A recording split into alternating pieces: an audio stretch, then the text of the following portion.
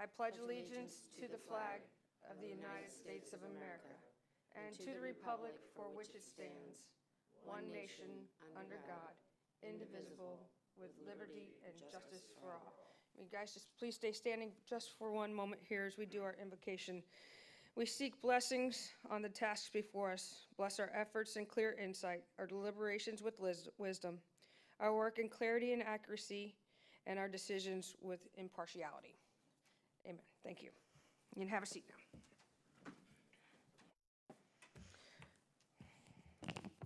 First on the agenda items is the approval of the minutes.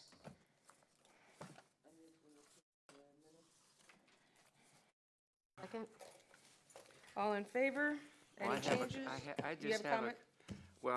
I'm not suggesting an amendment, but notably absent from the minutes is my pedantic dissertation on the applicability of the doctrine of statutory construction known as inclusio unius est excludio alterius. Right.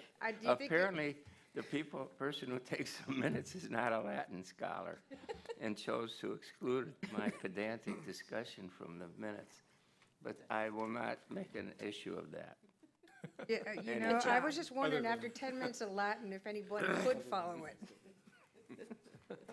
All right, so you're okay with the minutes as is? Yes. Any other comments, changes? All in favor of approval? Say aye. Aye. Aye. Minutes pass.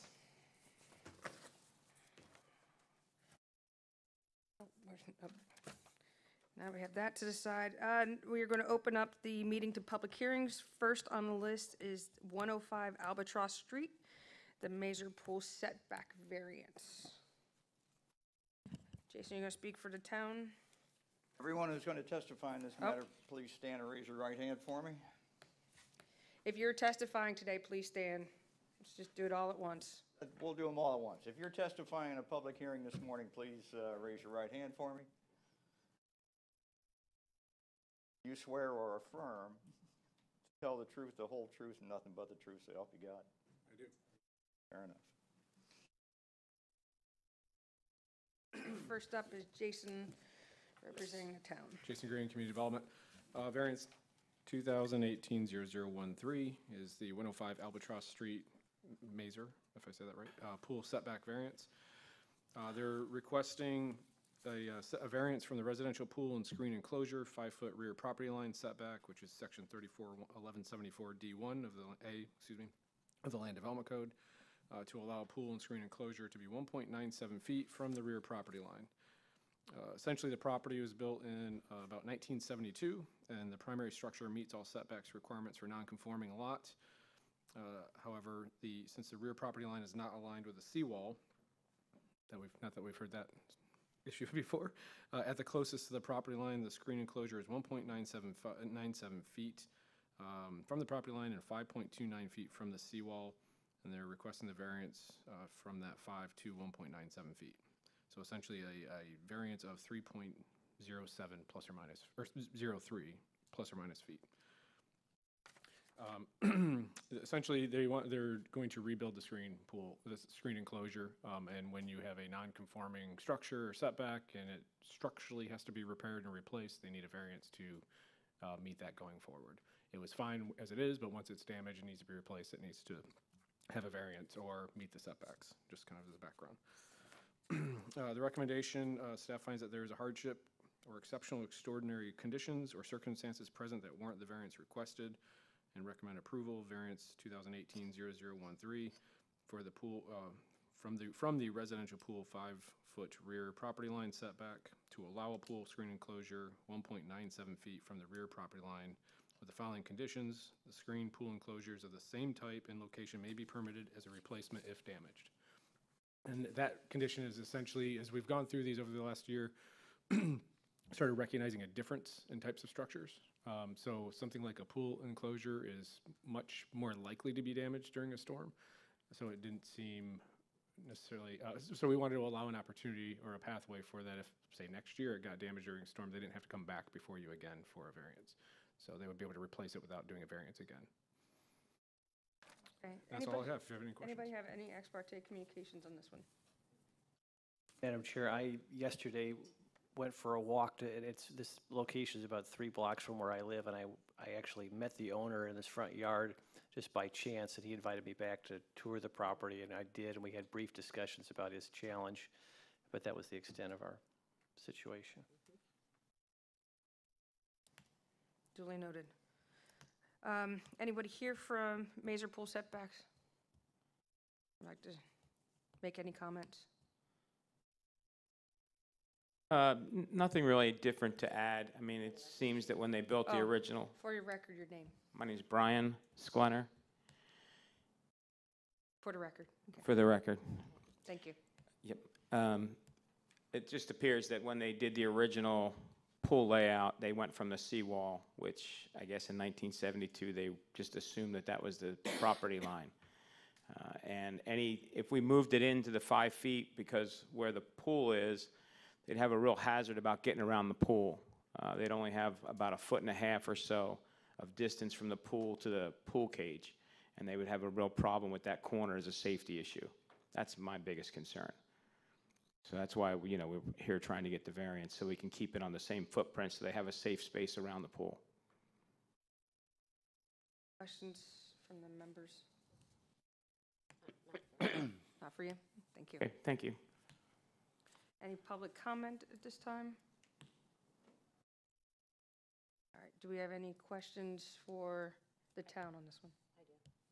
Jason, is Albatross another street that has the property line all down the entire canal, or is it just at this property alone? I haven't looked at all of them. It seems that it's a much smaller amount, but like I think we've discussed before, is each one's going to be a little bit different. This one primarily looks like because of the curve. So whether they just softened the curve on the seawall when it was built or what have you. Obviously, when you plat and draw properties in paper space versus then, as we've discussed in the real world, building it ends up being different. So I'm not sure. This is definitely, we're going to have to look at all of that.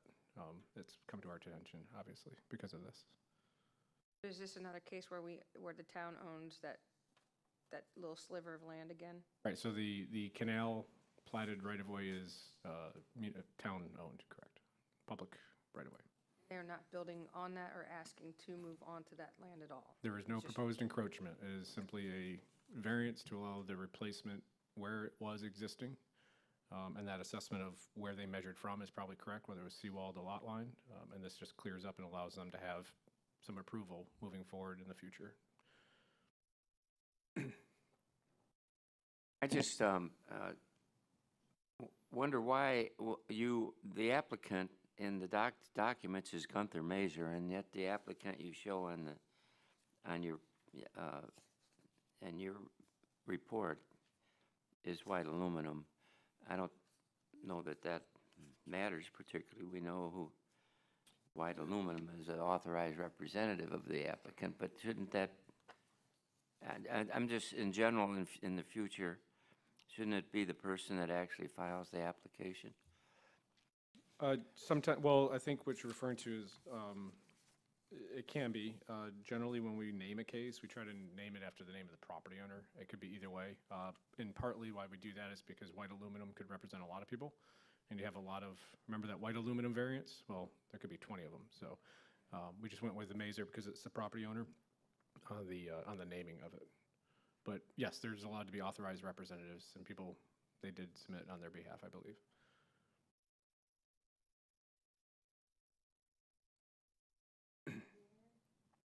Just pointing it out, that's all.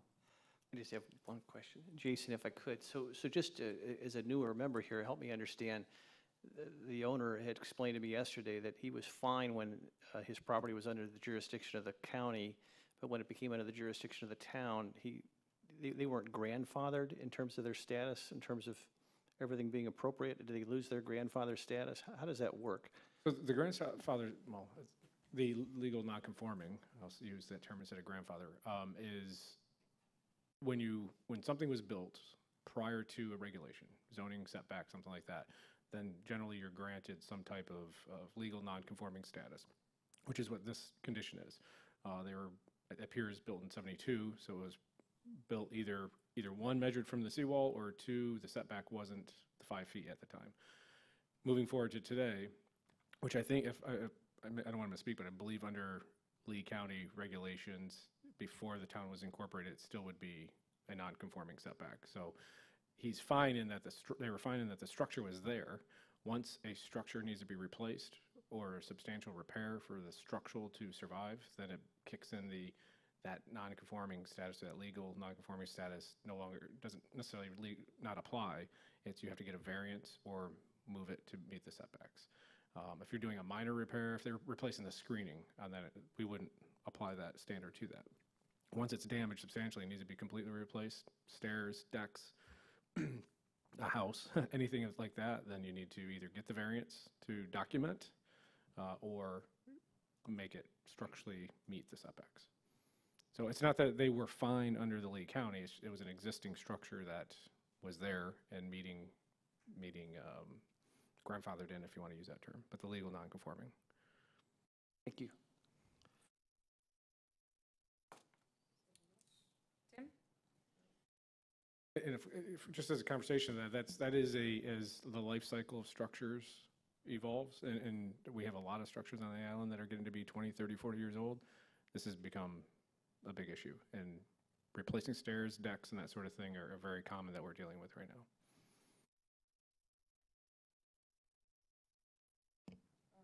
One more. Go ahead. Does it matter what caused the demolition or destruction? In this case, they allege that it was the hurricane. I mean, No, the simple answer is no. It doesn't matter. The intent of because I find a theory that a person should be allowed to build back under like a post-disaster hurricane. Like a post-disaster type of rule that we have on the commercial and so forth. I find that easier to fit than to actually meet the variation requirements, technically meeting the 5 requirements for variation. But, you know, in this case, I'm not too concerned about it, but it just seems like we're trying to accomplish a result through a strained way of doing it, to me. So what it does for us, I think the Yeah. condition helps speak to your comment to that. Yeah. And that's the reason why we included this condition in here. If it's a Yeah. different type of structure, maybe a higher level of concern of what it does long-term, then we wouldn't have included that condition.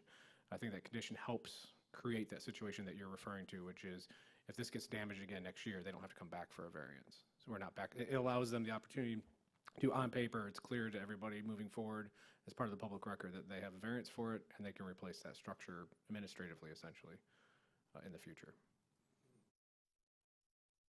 Brings up a question. Being you're giving them the variance that if something were to happen, and let's play along with what Dan says. Let's say God forbid, another hurricane comes through and it damages the structure. He already has the variance. Mm-hmm. All right. Now my question really concerns as far as we know right now he's using the exact same footprint of what he had before. What's to stop him from changing that footprint, being he already has the variance? Because the variance is limited to the amount. That's why I mentioned the essentially 3.03. So the setback going from 5 to 1.97, not to get to the hundredths here, but his setback is set for that structure at 1.97. If they were to expand it or alter it to go to 1.9, to go to 1.2, they would need an additional, come back and modify or get a variance for that. So the variance is only contained to the setback of this one particular spot.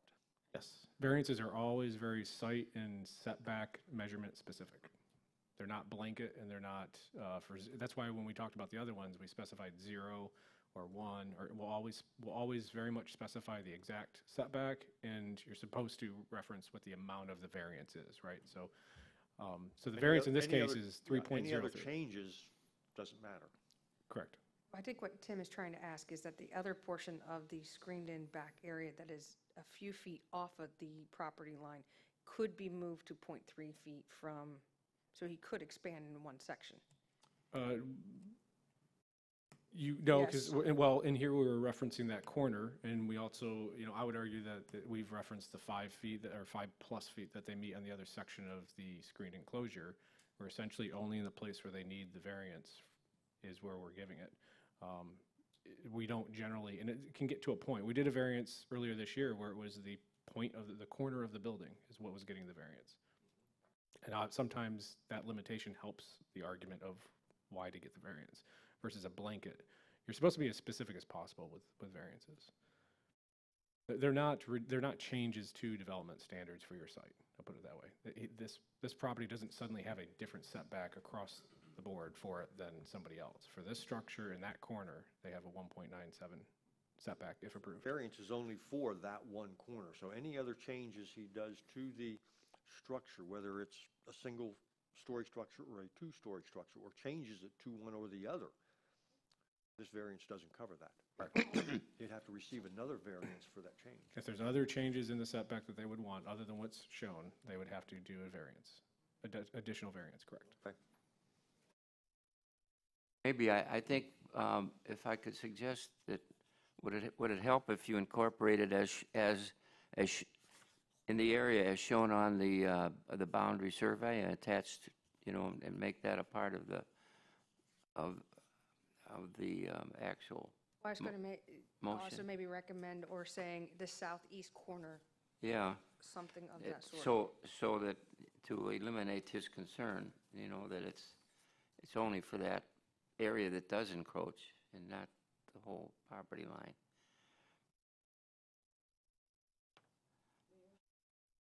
I have to pull the map again. I can't remember. The northwest corner. Northwest corner of,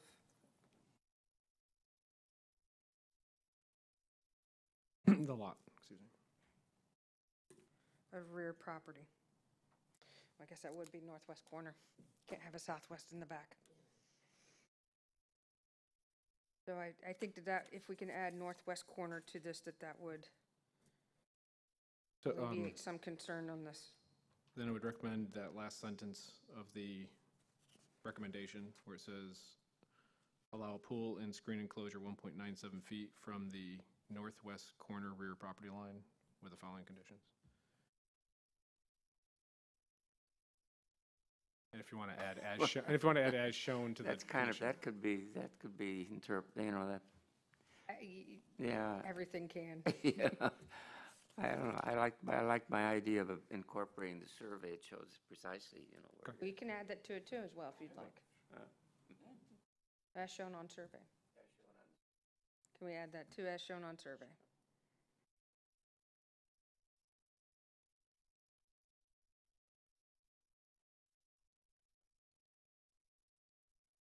Any other questions, members?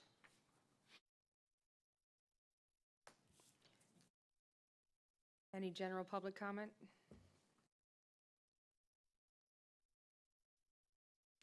Okay. All right, so that closes the public comment, closes the public hearing on this. Do I hear anybody make a motion? I'll make a motion. I move to approve the variance 201-80013 from the residential pool 5-foot rear property line setback in section 341174 D1A to allow the pool screen enclosure 1.97 feet from the rear southwest property line. Northwest. Oh, wait, what did I say? From the rear northwest, is that correct? Property line as shown on the survey with the following condition.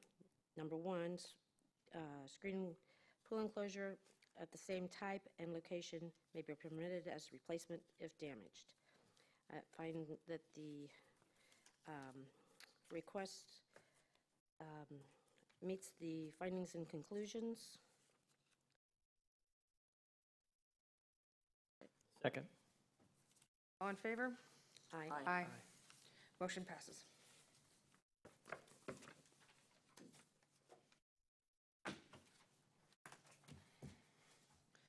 Now we'll open up public hearing for privateer condo beach vendor permit EZ 18-001. Tom? Jason Green, Community Development.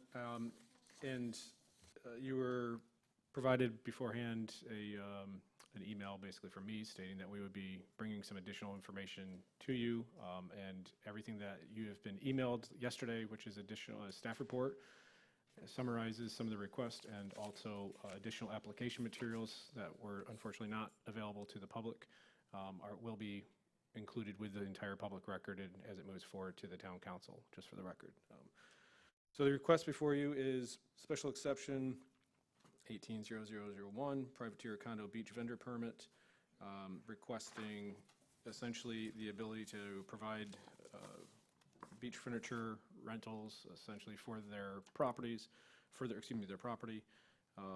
This is one of two that you'll hear that are similar in nature. Essentially, a change in vendors prevented the current owner to be granted a permit. There's also a limitation on the time frame when vendors can apply and renew, and so that had something to do with it. This property was a non-conforming property due to the 48 units, and the minimum requirement was 50 per the code. There's, I believe, ongoing discussions with the council trying to decide where that number came from and what that was based on. I don't know the history behind that, but either way, for this season, for a short period, the council directed us to work with the applicant to bring before them on the 17th a special exception for them to consider to allow them to at least continue for the meantime.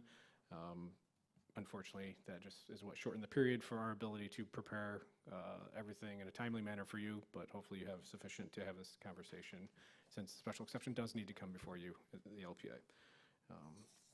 Other than that, if you have any questions or comments or want to discuss the issue, I know that hopefully the representative is here to discuss their situation.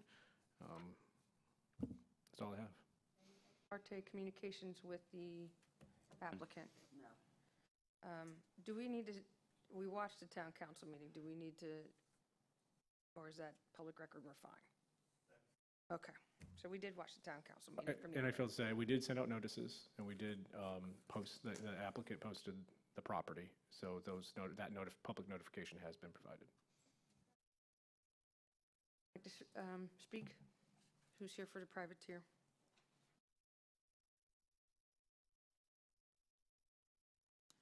Please state your name for the record. Morning. For the record, my name is Michael Waltman. I'm a full-time resident of Fort Myers Beach, residing at the Privateer condominium at 6500 Estero Boulevard. I would like to give you an overview of our cabana issue. For more than 20 years, the Privateer has had a rental vendor on the beach, enabling the Privateer owners and guests to rent chairs and cabanas. As I understand it, well, I've been educated today, it's non-conforming, is that it? Not grandfathered? Either way is recognized. Okay. We were grandfathered under the license of West Coast Cabanas. In September, I discovered that West Coast Cabanas had not paid its application fees for the 2017 and the 2018 season due to financial issues. Knowing that if West Coast Cabanas lost its license, our ability to have a vendor on our beach would be in jeopardy. I then personally wrote checks from my personal account to the town of Fort Myers Beach for the 2017 and 2018 application fees for West Coast Cabana. Subsequently, it was learned that West Coast Cabanas had other financial issues which precluded them from operating. We are now, through no fault of our own, left with no cabanas on our beach. We are located at the widest part of the beach. We have many elderly and disabled residents who cannot carry chairs through the water. I'm asking that in the spirit of fairness, we be allowed what we have had for the last 20 years, the ability to have a cabana vendor on our beach. Thank you very much. Can I jump in before we have a conversation? I'm sorry. Sure. Before, and I failed to mention the variance 18-0007, which is kind of, it's related, it's part of the special exception because of the 48. Correct. Because of what? I didn't The catch. 48, the number of 48 units. To qualify, you have to have 50 units in your building to qualify to have a cabana, the cabanas in the EC unit in front, and they've only have 48 units. So we have to create a variance in order for them to even have the right to even talk about this. About sum it up? Yes, thank you. Any questions? Yes. Do you plan to be the new Cabana Boy? No, not a Is- chance. Is there a company that is already, Yes, there's one that I've been speaking to, Chris Weber, if you're familiar with him. He's doing the condos directly to the north and south of me. So you paid the fees for 17 and 18. What about 18, 19? Is this just they were paid and this vendor went away and now we're in a gray area? Well, yeah, the vendor went away, and I had paid for his applications of this year. for last year and for this year. But All right. apparently, he couldn't get the rest of his paperwork together, so he couldn't actually follow through on the license. So technically, their there's a- renewal, his renewal application didn't Okay. get submitted. So again, we have a timeline of September 1st to September 30th for renewals. And so that's what triggered all this, is he didn't get it together and he didn't do the paperwork for that. Was the vendor in business in September?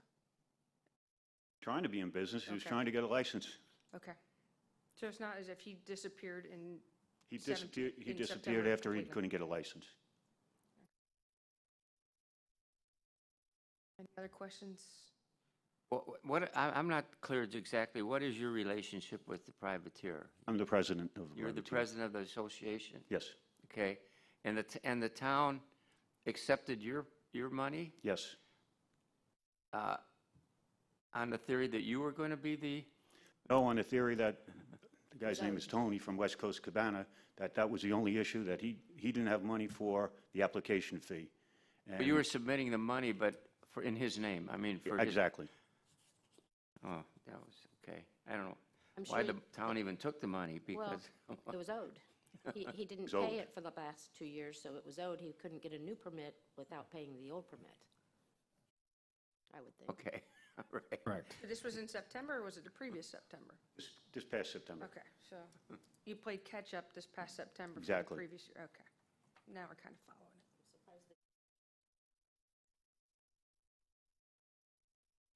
There was a ongoing effort to work with him in fairness, and unfortunately, that didn't work out the way we all would have preferred and not been here for this. If I understand this right, you paid for the previous year in September, not for this year. Oh, this year as The well. Cabana. This oh, year you as well. paid- you Two paid- checks, two separate checks, one for last year, one for this upcoming season. Okay, all right. So the town has collected the money for what would be the renewal here in 10 days or whatever, correct? Sure, I believe that's the way the finances work, yes. Okay.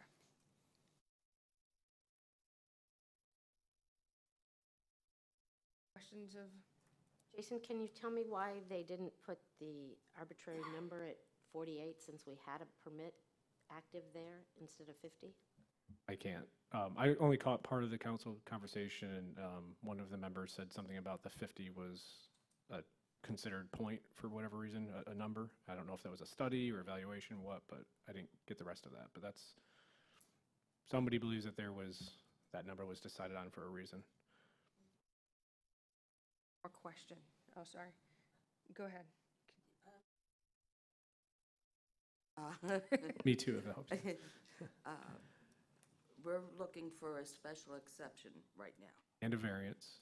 and a variance. Right, so the Okay, code that's- allows. That's what I was Right, confused so your land about. development code basically allows you to do variance as part of your special exception. They're two separate, essentially, requests, but that's, instead of deviations or other conditions as part of your PD process, you can do a variance with a special exception. So you need both, is the way that we figured out to do the 48. Special exception essentially is the use to be able to do it. So if he paid for the previous year and for the renewal this year, was a permit issued in the West Coast, and they now defunct, so this is, again, I'm asking the gray area, and we need to just, more of a transfer of a permit to a new vendor. I mean, you took the money, did you not issue a permit? Do you want to answer that? I'm going to let Ray discuss that detail. Hi. Sorry, I walked partway Ray. into this discussion. This is Ray Burns. I am the town's environmental person / floodplain person, and I also do all of the permits for the vendors. Okay. So, what was that last question with? if he paid for 17 and paid the catch-up and Yes. paid, Yeah. and paid for the renewal coming up here, why wasn't a permit issued? We took his money but didn't issue a permit? Well, I have the check. However, what was submitted to me was the incorrect paperwork. I was missing the tax licensing. I was missing operational issue. I'm trying to remember what else I was missing. There was an aerial presented to me, but there were some extra things that needed to be included with the aerial in order for me to approve the permit. And since there was some issues with insurance, I was not able, I couldn't, there was no way for me to be able to approve of the permit. But, We have not. but, we haven't but catched is that information required every year? Yes. That's, an aerial permit and all that is required even if you're just renewing the permit? Yes. It seems onerous to me. Especially the license, or the insurance part of it, too. I mean, that was an ongoing struggle with this whole situation, so we've had that difficulty. It's not just a site plan, which essentially should be the same site plan they have Yeah. at that point, but we've had some boundary disputes, we've had some insurance issues. We haven't cashed the check, great. Okay, so essentially, we can work with them on the check part of it for the year. That's a different I conversation. still have the check. The check has not been cashed. Okay, It is I'm not concerned- sitting check with my all of accounts the that paperwork. much. Whoa, time out here. I'm not concerned about the money as much as I'm of we took a check and didn't issue a permit. We take And an still have- application. We still have them in a gray No, area. we took an application, and you make payment for Yes. that at the time, and they never completed the application process. Paperwork was still So waiting. they're still Which in, is- they're which still in is- paperwork limbo here. No. One quick question to unconfuse me. The man is standing here, he's already stated that he's paid this money, and he's standing before us asking for a variance and a waiver, which you, the town, said he needed. No, How can he pay has- his he money has- knowing he's illegal He to has, do this? he has provided a check on the behalf of somebody else as a renewal. Has to The provide vendor, all the the licenses are paperwork. issued to vendors. Let's keep that in mind. Yes. This is one of the conversations that the council has started Even having of submitting the application. the, not legal to the do. licensee has not completed and cannot complete the process. So therefore, they lose the grandfather rights to the point unless they get a special exception and a variance. You gotta remember, this vending permit is to the licensee. One of the things we've discussed is, my time here realizing why. This is a land-based approval. Why is it and I think many of the next gentleman and all that, they're gonna probably say the same thing. Why can't we have control over our vending permit for our properties? And that's something that hasn't been done. It's a licensee, it's a person, it's an entity, it's a corporation. I think So that's for where we are this too. is property, why for they don't this hold it. condo association to do the vending, they have to apply through this process per the town's direction. They came to the town council, and the town council decided this was the avenue which to go to resolve this issue. So my question is, if we vote to approve this, then the vendor will come in, finish all the paperwork, and the permit will be issued? No? That vendor. No, no, no, his the new vendor. vendor. A new Correct. vendor. Yes, they will have it in their name, and they will be able to apply and complete. Under this approval, they would be able to complete that process. But we're not approving the permit, we're approving the process to get a permit. Once the vendor gives you all the information, then it can be approved. Well, and they essentially become the vendor, they could sub it out to somebody or have somebody else do it, but, physically do it, but they essentially take hold of that license. So they will be the vendor, It sounds like it, yes. okay? I guess that's what we're trying to flesh That's out. what we're Yes. trying to figure out here. I know, it's a little confusing. Okay. I just, is there a vendor transfer process? So say that vendor stayed in business and went kaput, let's just say in October, after he got the permit. Do we have a process to transfer that permit? Because we issued a permit for that property for a different vendor. So the code. I'm just asking. Yeah, I'm glad you're just asking, thank you. Just going from memory, I'm going to get the wording wrong, but essentially the challenges of the way the code is written is that, and we had this discussion with some other vendors, somebody wanted to sell to another company. And essentially, the code doesn't allow them to transfer it to that company name. You could buy my company and operate my license under my current name. We don't care who the corporate partners are, but the name of the corporation, LLC, whatever, the licensee itself has to stay the same. And in some of these cases, it's people trying to make a living, and it's an individual, and they go away, and the name goes away, and that's been what the challenge is with the way the code's written. Plus, it's not land-based, Thank you. I think the Are the big, licenses on the same as our fiscal year when he's talking about the 2 years? They go from October 1 to September 30th? Essentially, yes. And you Yes. have, September 1st Okay. through the 30th to do that renewal process. Yes, So he's paid, all right. yes, applications can be submitted to me September 1st through September 30th. After September 30th for the beach chair rental permits, there's no like late fees or any of that language written into the code. It's just cut off. I cannot take any more. Question for you. That's ridiculous. Is, question for you. Who owns the chairs? West Coast Cabana. And are the chairs still there? They're in the vicinity. And will they be transferred? Excuse me? Have you worked out an agreement for those to be transferred? I mean, I guess it's Tony, really irrelevant, but I'm Tony just was curious. arrested December 1st. Oh, good. and the plot And thickens. he has not been seen in at least a month. Possibly abandoned property can be left on the property and used, I don't know. It's interesting. That's horrible. It's the beach. Ask the questions. Okay. By doing this, are we changing anything to our current statutes, unintended consequences, anything of that sort? I have to ask it always. That's a good question.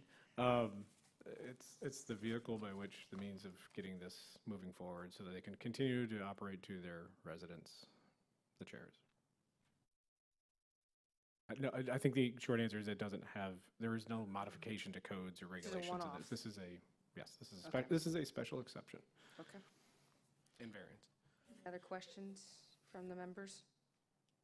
I wanted to confirm that the new vendor that you're planning on hiring, the footprint will be exactly the same as Yes. previously. All right, thank you.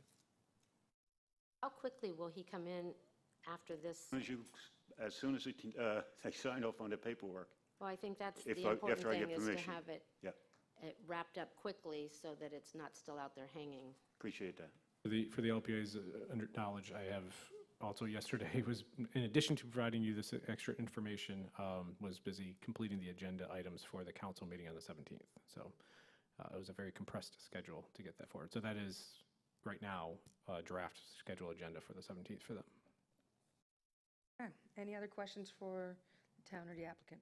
No, just to express to Mr. Waltman my condolences for accepting the job of being president of a condominium association.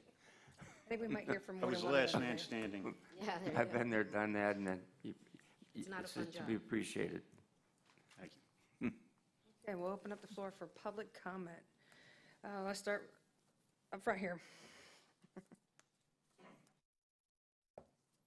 For the record, my name is Steve Waltz. I am representing Sunset Condos, which is just north of Privateer.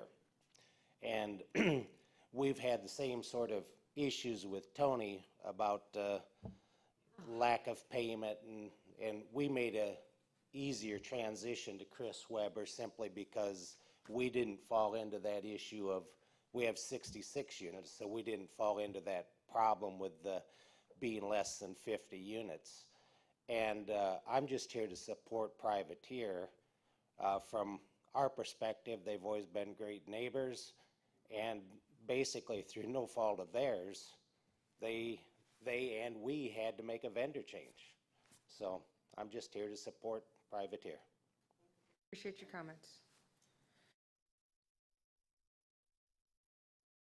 Good morning. My name is Dave Nussbaum. I'm president of Island Winds Condominium Association, and we are also neighbors of Privateer on a very beautiful expanse of the beach, and I support their efforts to get a variance and have a cabana vendor on the beach. I would also like to comment that there are several other places on the beach, Sea-Watch being one of them that comes to mind, that also falls under the 50-unit minimum. And I think that this law was written, and I'm not sure exactly why that was put into the ordinance, but this is a very expansive section of the beach. And if there's a density issue for some of the places that fall below 50, I think if the LPA is looking at a density issue, rather than trying to control density through the number of units, that they look at the actual beach frontage, because if you have 50 units and you're on a 20-foot section of beach, yeah, there's an issue as far as having cabanas.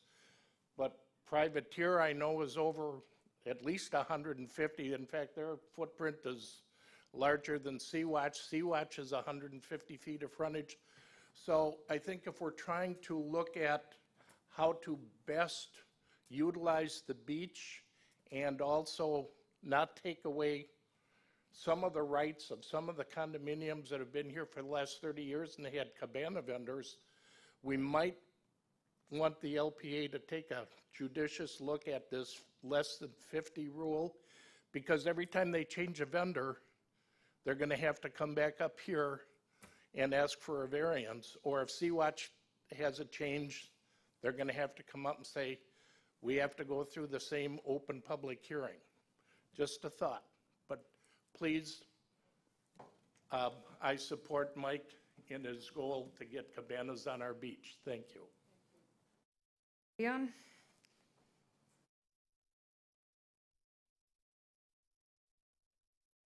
Morning, Chair, staff, visitors. Leon Moyer. I want to speak about law and order.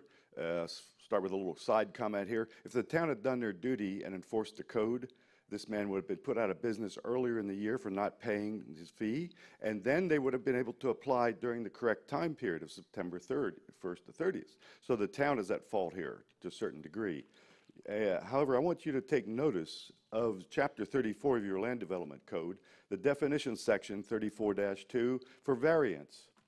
It says, about the third sentence down here, a variance may not involve the actual use of the property, building, or structures, procedural requirements, or definitions. Then there are de minimis variances, there are procedural variances, and a use variance. In use variance, it says, use variance means any departure from the provisions of this chapter not specifically included in the definition set forth under variance or variance procedure. The term use variance also means any attempt to vary any one or more of the definitions set forth in this chapter, either directly or indirectly. Use variances are never permitted. I think you're trying to give a use variance today. And your deal, if not under the general definition of variance, it says you can't involve the actual use of property, building, or structures, procedural requirements, or definitions. So I think this is perhaps the wrong procedure, if it can even be used for this type of thing. Just want to bring that to your attention. Thank you. That's why we're going under a special exception, correct? Well, no, there's a variance and a special exception. Correct. So the special exception would apply to the use of the beach vending and, or I'm sorry, the chairs, essentially, but beach furniture. And the variance is to a different section of the code that has the development standard of 50 units or more. So it's not the use of the property, which is beach vending, it's the threshold of the development standard that applies to the property. In lieu of his comments, do we need to make that very specific in our resolution? Let's see, let me find. I prefer that you would. And I believe, for the record, on page 4 of this, do you guys have the staff report that I emailed out to you yesterday? But for the Yes. public knowledge, on our page 4 of our staff report, there's a paragraph that says the variance is from 34-652D6, which is the 50 units or more for the development standard. So it is not from the definition, and it is not for a use. Or it's not use, it is for the definition of a resident, It is a for- multifamily residential. Right, so in that section, that D section, there's like 1 through 10 or 9 or something like that, and it's a bunch of development standards that have to be met for to do this type of use, and so it's a variance from that development standard. I would say it's somewhat similar to a setback or some other kind of criteria that's put on some threshold or development standard that something else has to meet. Where was that citation again? 34-652 D6. Page 4 of our staff report that he emailed out yesterday. Yeah, sorry about that. Well, I don't have that. Yeah, you had to print it. He emailed it about midday yesterday. Yes, so LDC, I didn't even get Here. that. I didn't get that. LDC 34-652 has a list of criteria, and D6 is the 50 or more criteria. Allow them to read through that real quick. And for the record, apologize for that lateness.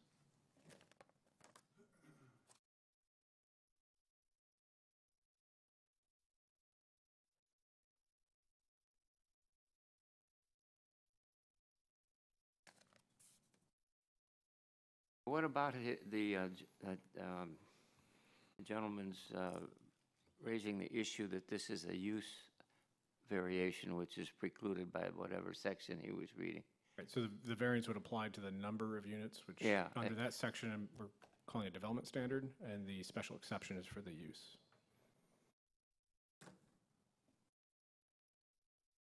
Any other questions? Comments? No. Any other questions, comments? Tim, Jim, Jane? Any other public comment? Leon has one more comment. And then we'll close it. Thank you. I want to refer to special use in the definition section. It says, see use variance. So when you go to use variance, it says, see variance. And that's what I was reading to you from. So I don't know where he's getting his special exception. When he talked about 34-6, and I've got the index right here, it says that is a reserved section that has not been used yet. So LDC 34-6, is that correct? Dash 652. Did I say that right? Yes, 652, condition D. But it says reserved section with nothing listed in the index here in the Muni code. So I don't know, there might be some confusion there. Maybe it's something new, but I can't find it here on the internet website. But anyway, I still think that the point is that it's more of a use and a variance than, and special exception does not have a definition in the definition section of your land development code. So I don't know what he's coming from here. Thank you. Okay, so this is a variance on 34-652, not dash 6. It's 652. Correct. And we can do a special exception on a use. That's what the town council told us, yes. Okay. The variance is on 652D, which takes it from a multifamily, the definition of a multifamily unit of 50 to 48, allowing the variance to 48. And then the special exception is for the use of chairs on the beach. If I think of it in terms of like parking lots they've had before you, whatever the use, the parking lot itself had to come for a special exception, and then the development standards of how you designed that or how it was implemented, you needed variance for some of those landscape buffers or setbacks or some other things. So the variance is part of, you wouldn't do the variance on its own, you would do the variance with a special exception. In this case, I should say. Or comment, public comment. I'm closing public comment and moving for a motion. Anyone like to make a motion on this? As soon as we figure out how we want to word this. And there are two conditions there that are, just to remember if you want to mention with the conditions, or if you want to modify those. So, would you like me to, since you didn't have your in front of you? I think you should articulate a motion for us here, because there's some, there's nothing in what we've got before us that really tells us that. Okay. Your favorite condition. Approval of the special exception does not exempt the special, I'm sorry, excuse me. The approval of the special exception does not exempt the subject property from any provisions in the LDC, with the exception of the approved variance, since these are tied together. Failure to comply with all beach furniture vending permits shall result in a $500 per day per incident civil penalty, appealable to the special magistrate. Number two, the special exception approval is valid through September 30th, 2019. Any future extension in time shall be required as an amendment to the special exception. I include that simply because I didn't know where the town council was as far as the number of, the allotment of time for this verse and what they were going to do with the changes. So there may be some changes in the future that positively impact them. So those are the two proposed conditions. Discussion? Does anybody else have that $500 fine attached to their beach furniture rentals?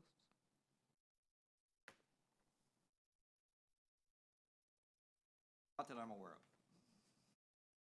I don't know that anybody's done a special exception for one, so. I'd like to request to change that to $100.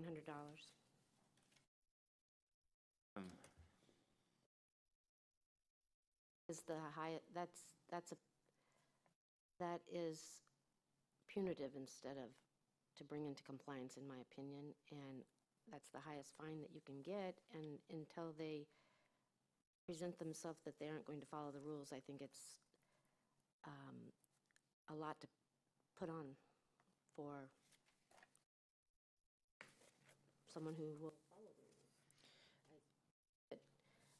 I don't like going to this punitive on everything that we do anymore. I'm against that 100%. Comment on that? Are we okay recommend sending it to council with a $100 fine in it, not $500 fine? Yes. Okay, please. Will you change that motion? The other Jason? question I have is, can we do both a variance and a special exception in one motion? Okay. So if you will change the $100, 500 to 100, I will second that motion. Oh, I didn't make the motion. Oh, I thought he was, Motion. okay. Somebody- I was reading the Somebody else has to He's say reading it? it. Somebody here has to make the Oh, I didn't write I'll it make down. the I thought he was motion as voiced by stated. Jason. For special exception 180001 and, where'd it go? Variance 180007. A special exceptions. With With the conditions as, Two conditions. With two conditions. with two conditions as I read.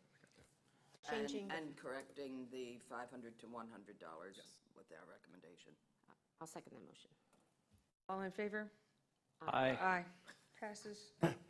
I would like to suggest also, I think that the point that the gentleman from Island Winds made is a good point on terms of the 50 requirement of 50 units. Not having any relationship to the size of the beach and so forth. I think that should be looked at. And perhaps we could incorporate a recommendation to the town council that they consider asking whether we should not consider amending that particular section of the ordinance, which we can't do today, but it does make sense to me.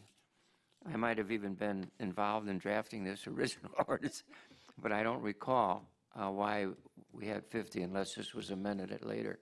But I can see the merit of what he was pointing out there. So if we go to council, we're asking to look at this more, not based off the total number of units, but the frontage footage of a building rather than by unit number. Yeah, the total area of beach available, including the frontage and the depth of the beach. I think the depth would be a factor too. Like they say, Privateer and Island Winds, their beach is much bigger than Smuggler's Cove, for example. So even though Smuggler's Cove has 600 feet of frontage, it only has 100 feet from the seawall to the water. I Okay. just have one more question. I knew I'd seen this before, and I was looking through it quickly, and I couldn't find it in the package. But on this site page 5.2B, it says no night storage location stays at site. Which property, I mean, there's 3 properties on here listed. Which property does that concern? It would be Privateer. Is This is privateer. privateer. So they leave the chairs there at night at the beachfront?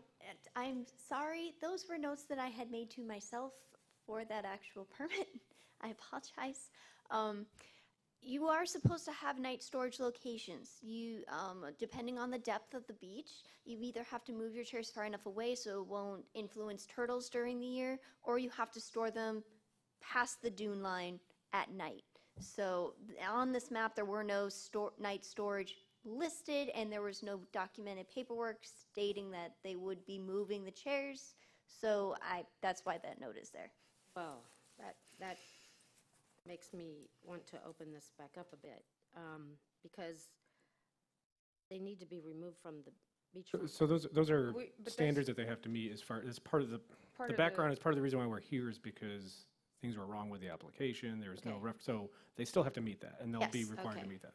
That's handled under commercial beach furniture. That's under the The land. Those are already land development regulations. You Okay, don't just you don't so need a that will be- condition. Yes. So that will be corrected. I knew I'd seen it, but I couldn't find it in that package, so I thought it was maybe in another one, so I hadn't got there yet, and then I saw the picture. Yes. My guess is the current applicant will work with us on getting those resolved. Yes, I would hope so. Yes. But yes, again, those are already land development code regulations. We don't need to duplicate conditions on that. Okay. All right, so we're opening up public hearing for Island Winds Beach Vendor Permit, SEZ 18-0002.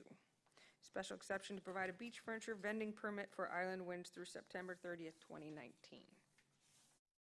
Yes, similar but slightly different circumstances. However, same approach as direction by the town council. And actually, most of the review is essentially the same. The proposed conditions are the same, the two conditions. Obviously, you've elected to modify one of those. And this one does not include a variance because they're over the 50, and includes simply the special exception request for the beach rental furniture. And I'll defer to the applicant if he wants to fill in the blanks. Applicant like to speak? State your name for the record. Hello, my name is Dave Nussbaum, and I'm president of Island Winds Condominium Association, a 100-unit complex located at 6610 Estero Boulevard. We are zoned multifamily residential. Due to red tide and other issues, our former cabana vendor could not continue financially. He was rightly denied a license by Fort Myers Beach as he did not meet the criteria for renewing his license. Island Winds was forced to locate another cabana vendor.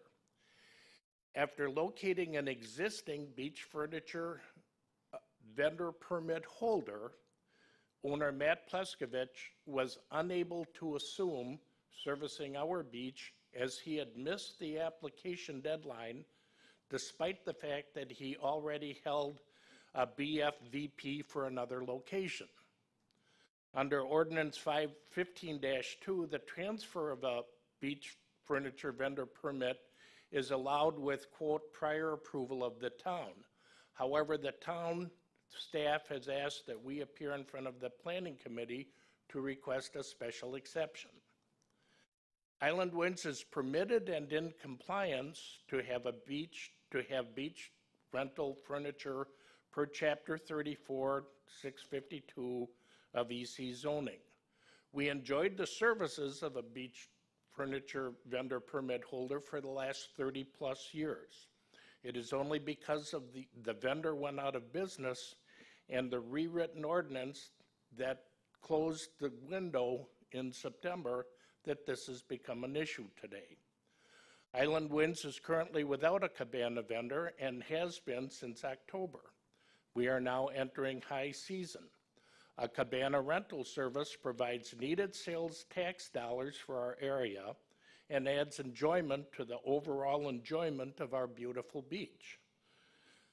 Beach furniture vendors also act as a steward for the beach, providing trash receptacles, policing for trash after the crowds, and maintaining the beach on a weekly basis.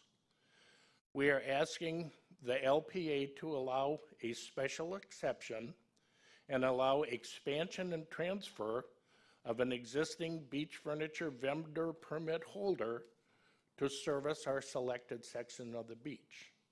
Thank you for your consideration.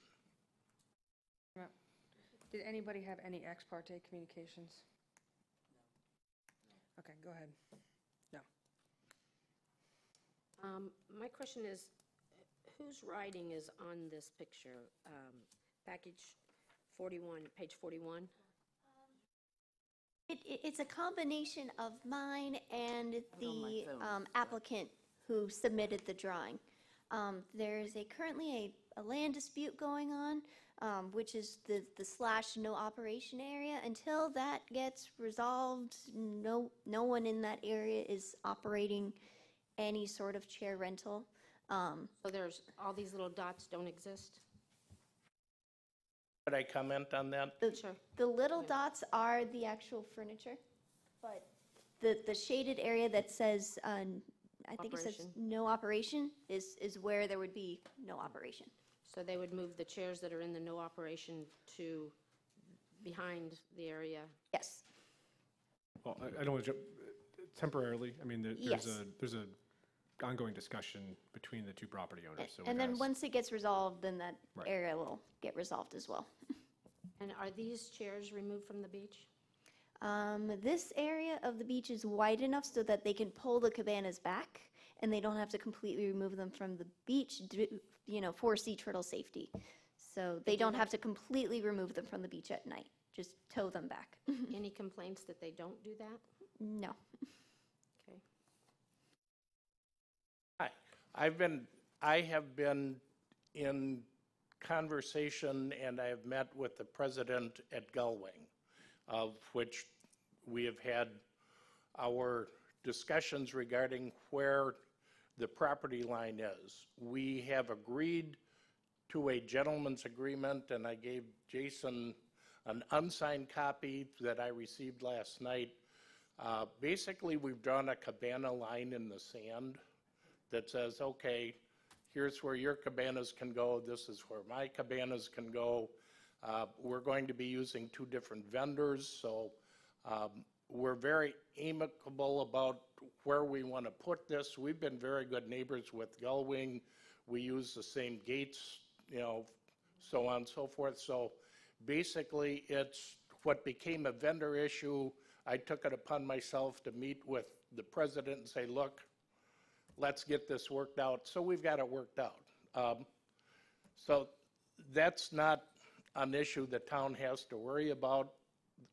We just don't have cabanas on our beach because of the ordinance, because ours missed the window and he went out of business. So that's why I'm here today. To bring up the riparian rights dispute that's going on between these two, or is that's for council? Well, That's for council. them and themselves, Yes. frankly. That wouldn't be riparian rights, though. No, it's. That's the land, that's the It's the issue land use. of where they're, I don't know, where they're titled. Do your title go the mean high tide, or do you have a specific boundary line? We had a boundary survey that we Yeah. had completed that gave us, extended our property lines to the mean high water mark, and it was produced last year on April of 2017, and it's assigned sealed, and the town has a copy of it. There was a plat filed in 2000 from Gullwing that Delray, Gullwing is our neighbor to the north, to the north. to the south, I'm sorry. South. Oh, that one in And between there. basically, they said a section of beach was in their plat, and we said, no, the plat, according to the boundary survey, but that's not what we're discussing today. Yeah, What we're we've not even bring discussing it up. today is where we can put cabanas on the beach, and the president of Gullwing and myself have sat down. Last night at 5:55, I got a copy of their acceptance, and so we're working to get that resolved. We have a cabana line in the sand. All we want to do is put cabanas on the beach. That's not for us to debate here. Well, and frankly, the staff has told them over the last year, I think, is we're not here to resolve your boundary dispute, but until it's resolved, there's limitations on what we can allow. So it sounds like they've made good progress on that. Jason, is this another situation where they have paid for the permit but not been?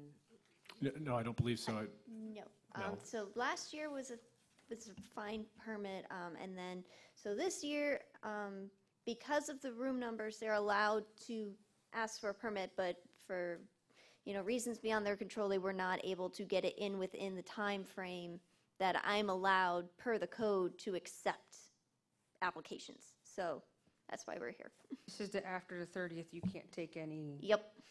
loophole in the. Yep, because there's no glitch in the- loophole, there's no late dates, nothing. So correct well, close of a loophole, right? There is no opportunity to allow. So if you have a renewal period or an application period of 30 days and no other allowance after that, and we're limiting how many, or, there's a limitation. We don't know who's available, what sites are available, how many more licenses are available until after that date. And so it becomes too bad, right? If a bunch of opportunities are available, we just can't do it after the 30th. That's why the council, and not to correct the gentleman, but basically they went to the town council at the town manager's request, asked the town council, and town council said, your path is to come back before us for a special exception. Is this the same vendor as them? No, it is not. No, it is not. We have selected a different vendor that will be operating on the beach, but he had an existing beach furniture vendor permit license and is currently operating in another location on the beach, so he would be expanding to our location, just like Mr. Weber is expanding to Privateer's location.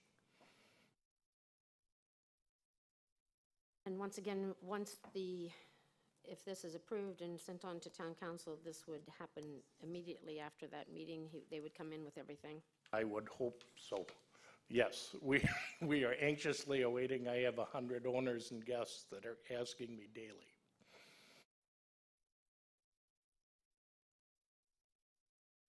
Where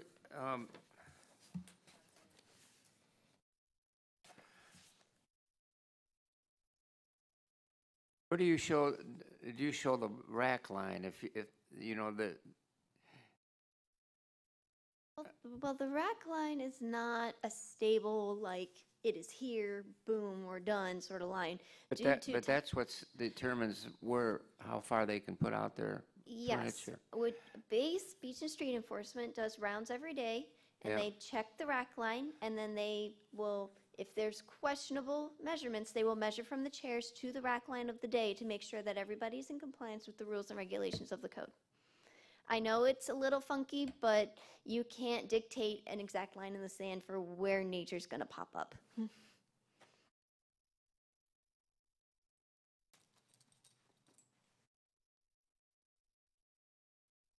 Was wondering how that relates when their application here, where there's nothing on the drawing that shows where the rack line is, but she's correct. The rack line is not moves. based on It the does tide. move, but it has to be, they have to be 15 feet back from that. What if the rack line is, So that moves daily. what if the 15 feet back is still in public right away?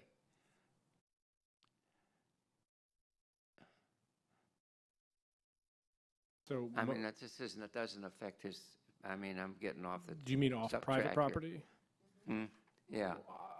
Well, that's a discussion for, relooking at the code section, but actually, most of this is not on platted property that these property owners have. It's forward of that. It's the beach side of that. Yeah, okay.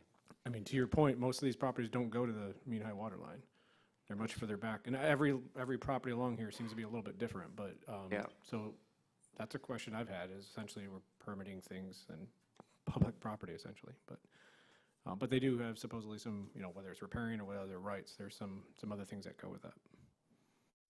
Are there any conditions to this one? The two that were the same as the Same- other, same as the my guess is you want to change it to 100. I didn't guess. Yeah. So I can read them for the record with your I'm assuming what you want is your proposed change. I'm sorry, Meg. Okay. Approval of this, Sorry. You would you like don't me have to? to continue to stand there unless you have Wait a something minute, else. no. Wait. We got to go public comment first before we can go to motion. Do you want me to read the conditions, just so the Should we public, if in have case the them? public wants to comment? Okay, so approval of the special exception does not exempt the subject property from any provisions of the land, LDC, with the exception of the approved, I'm sorry, that's my fault. I'll Approval of the stop at special approved exception does not exempt the subject property from any provisions of the LDC. Period. Failure to comply with all beach furniture vending permits shall result in a $100 per day per incident civil penalty appealable to the special magistrate. Number 2, the special exception approval is valid through September 30th, 2019. Any future extension of time shall be requested as an amendment to the special exception. You have anything else to add? You good? All right, then we will open the floor up to public comment. You don't have to stick around. So are you aware of the 2 conditions before you came in today? Those 2 conditions that were just read? And have no problem with that? Okay. Public comment? Leon?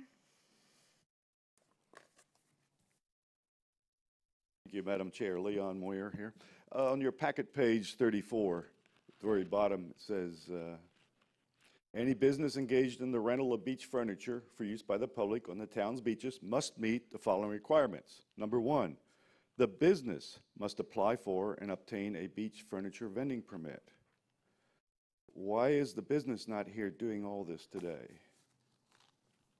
I understand that they can submit an application perhaps later, but I think they should be doing this part of the action also. Then further down, it says on the next packet page, it gets into signs, non-conforming beach vendors. An application must be submitted no later since they passed this ordinance in 15, I believe, they gave till March 1st, 2016 to get in line with the ordinance. And if you're operating after that date, you're out. They intended it to be out for 1 year, and I don't know why council passed this type of ordinance. Maybe they had a reason for it, but you're kind of bypassing all that if you're granting exception out of the time period that the ordinance has required. All BFVPs are issued to a specific vendor at a specific location and may not be transferred to another vendor, entity, or location without prior approval of the town. That's in section 0. Then if you go to your special exception section of which I think I just lost. Let's try it here. Yeah, I did. That's always nice when you click on something on a computer and it closes it down. But in the LDC code, once again, the special exception says this is what the town must find, the town council, before they can approve a special exception. And one of those things is that you're in conformance with the code, the ordinance that I just read. And if you're not in conformance with the ordinance, the town's not supposed to give this special exception. And of course, the LPA would be the group to start out by finding these or making these findings when you make your motion. And I don't think you can make that finding that they're in conformance with the ordinance because they're not in conformance. First off, the vendor is not here in person, and then there wasn't a certain time period they're not in conformance with. So I wanted to bring up those legal issues for your consideration. Thank you.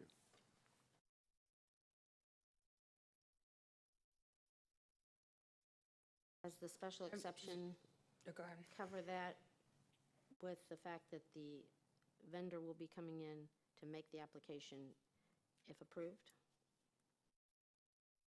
Yeah, I don't think it was literal of business. It could be any type of business. They could apply for it and have a sub person. They could have a vendor come in for the license either way. And address, sorry, some of you, again, don't have the staff report, but the special exception considerations are provided in the staff report and responded to. And if you recall, those are items A through I per section 34-88, I believe. Those are considerations. And so those have been somewhat addressed individually. So those include things like... I'll read them because this came out so late for our members here too. The special exception considerations A, The Land Development Code includes a list of items that the Town Council must consider if applicable when reviewing approval of a requested special exception. These considerations are contained in LDC Section 34-88 and are reproduced and discussed below. A, whether there exist changed or changing conditions which make approval of the request appropriate.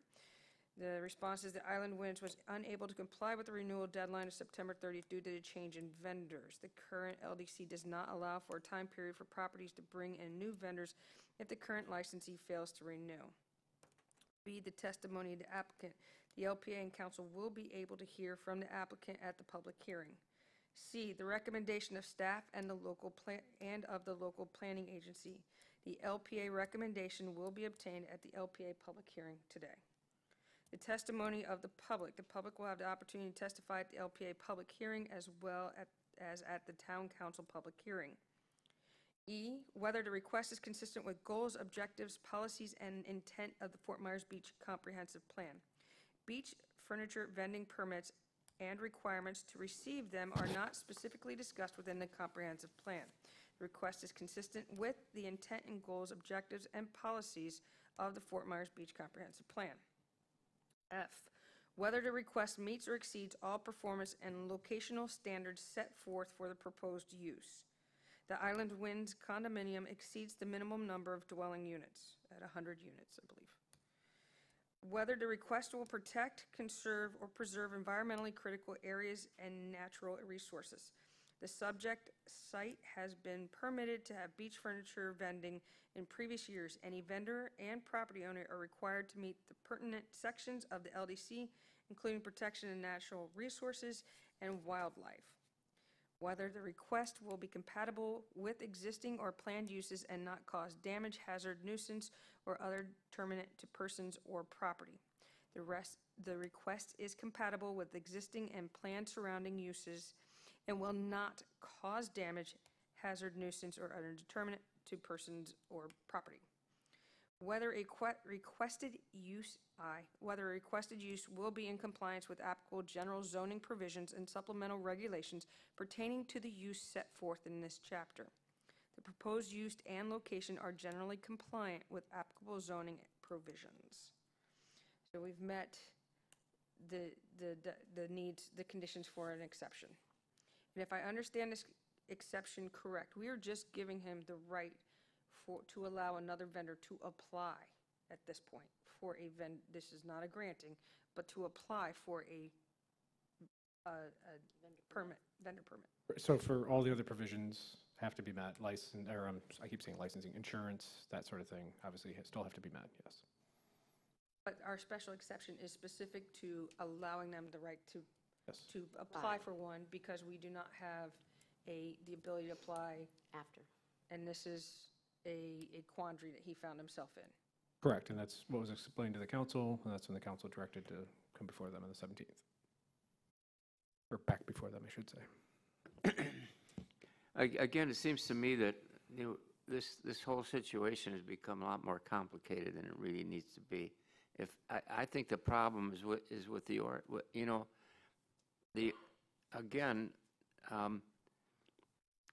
ordinance provision that if you don't meet the October 1, September 30 deadline, you can't apply for a permit.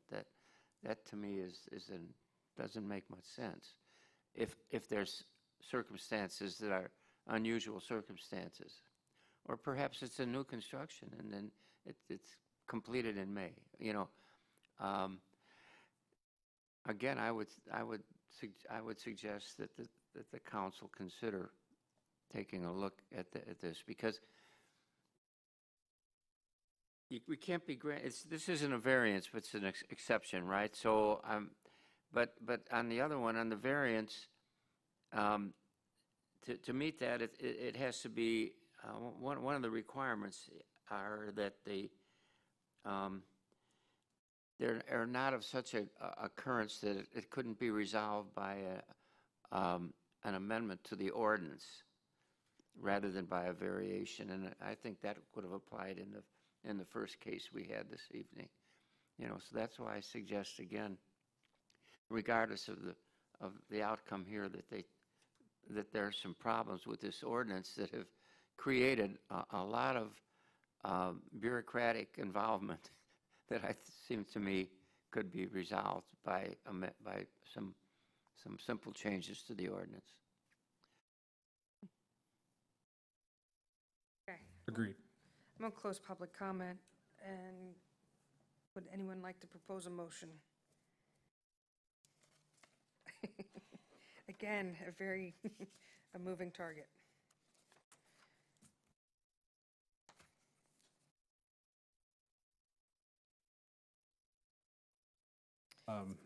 Unless somebody was about to. I move to, I'll make the motion. I motion to approve special exception SEZ 18-002, Island Winds condominium, special exception to provide a beach furniture vending permit for Island Winds through September 30th, 2019, that it meets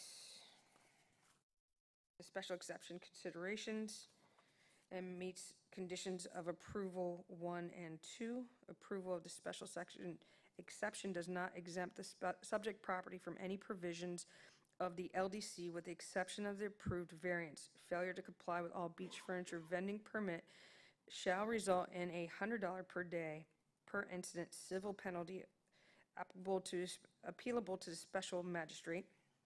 Special condition 2, or conditions of approval number 2, the special exception approval is valid through September 30th, 2019. Any future extension of time shall be requested as an amendment to this special exception. And just as a note, we're going to strike the with the exception of approved variance. That was my fault. Because this does not have a variance. So it would stop at LDC and then start at failure. Yeah.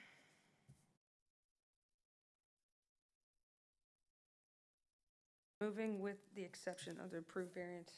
I'll second that. All in favor? Aye. Aye. Motion is approved. Special exception is approved. Thank you. It's been a challenging week, so I do appreciate your patience and just publicly want to thank the applicants for working with us. They've had to be quick also, so thank you for that. And I apologize, we were getting information over a period of 3 days. So, and for the record again, staff report, I'll update it based on your amendments, or make note of that in the agenda, and all the other items that you've gotten over the last few days have been included with the agenda items for the council for the 17th. So they'll at least get it all at the same time. And before we move to administrative agenda, I'd like to just call a 10-minute recess. Be back here at 10:33.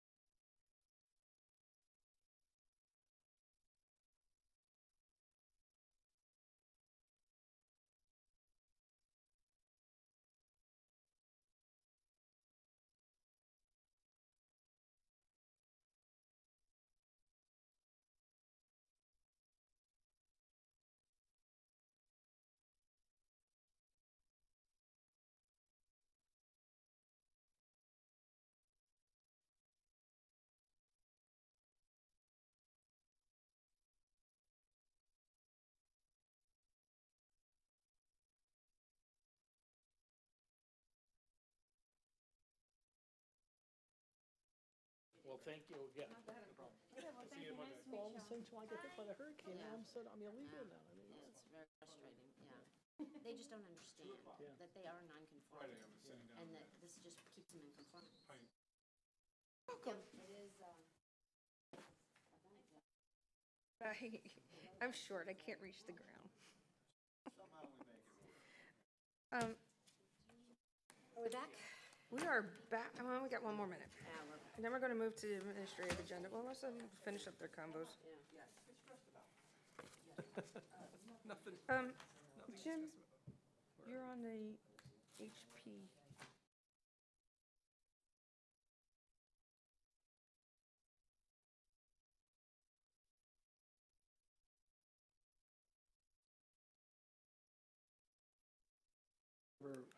I'm not on it.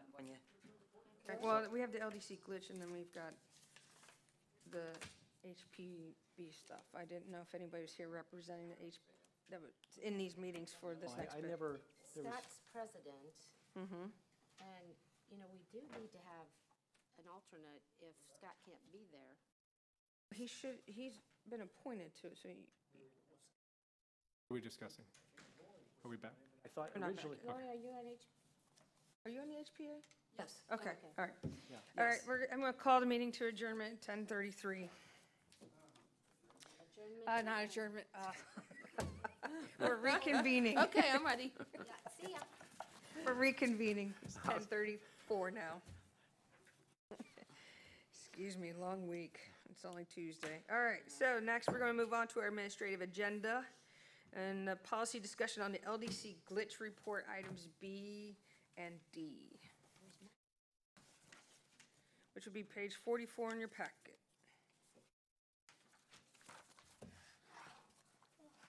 Of the 200 pages, whatever it is. Okay.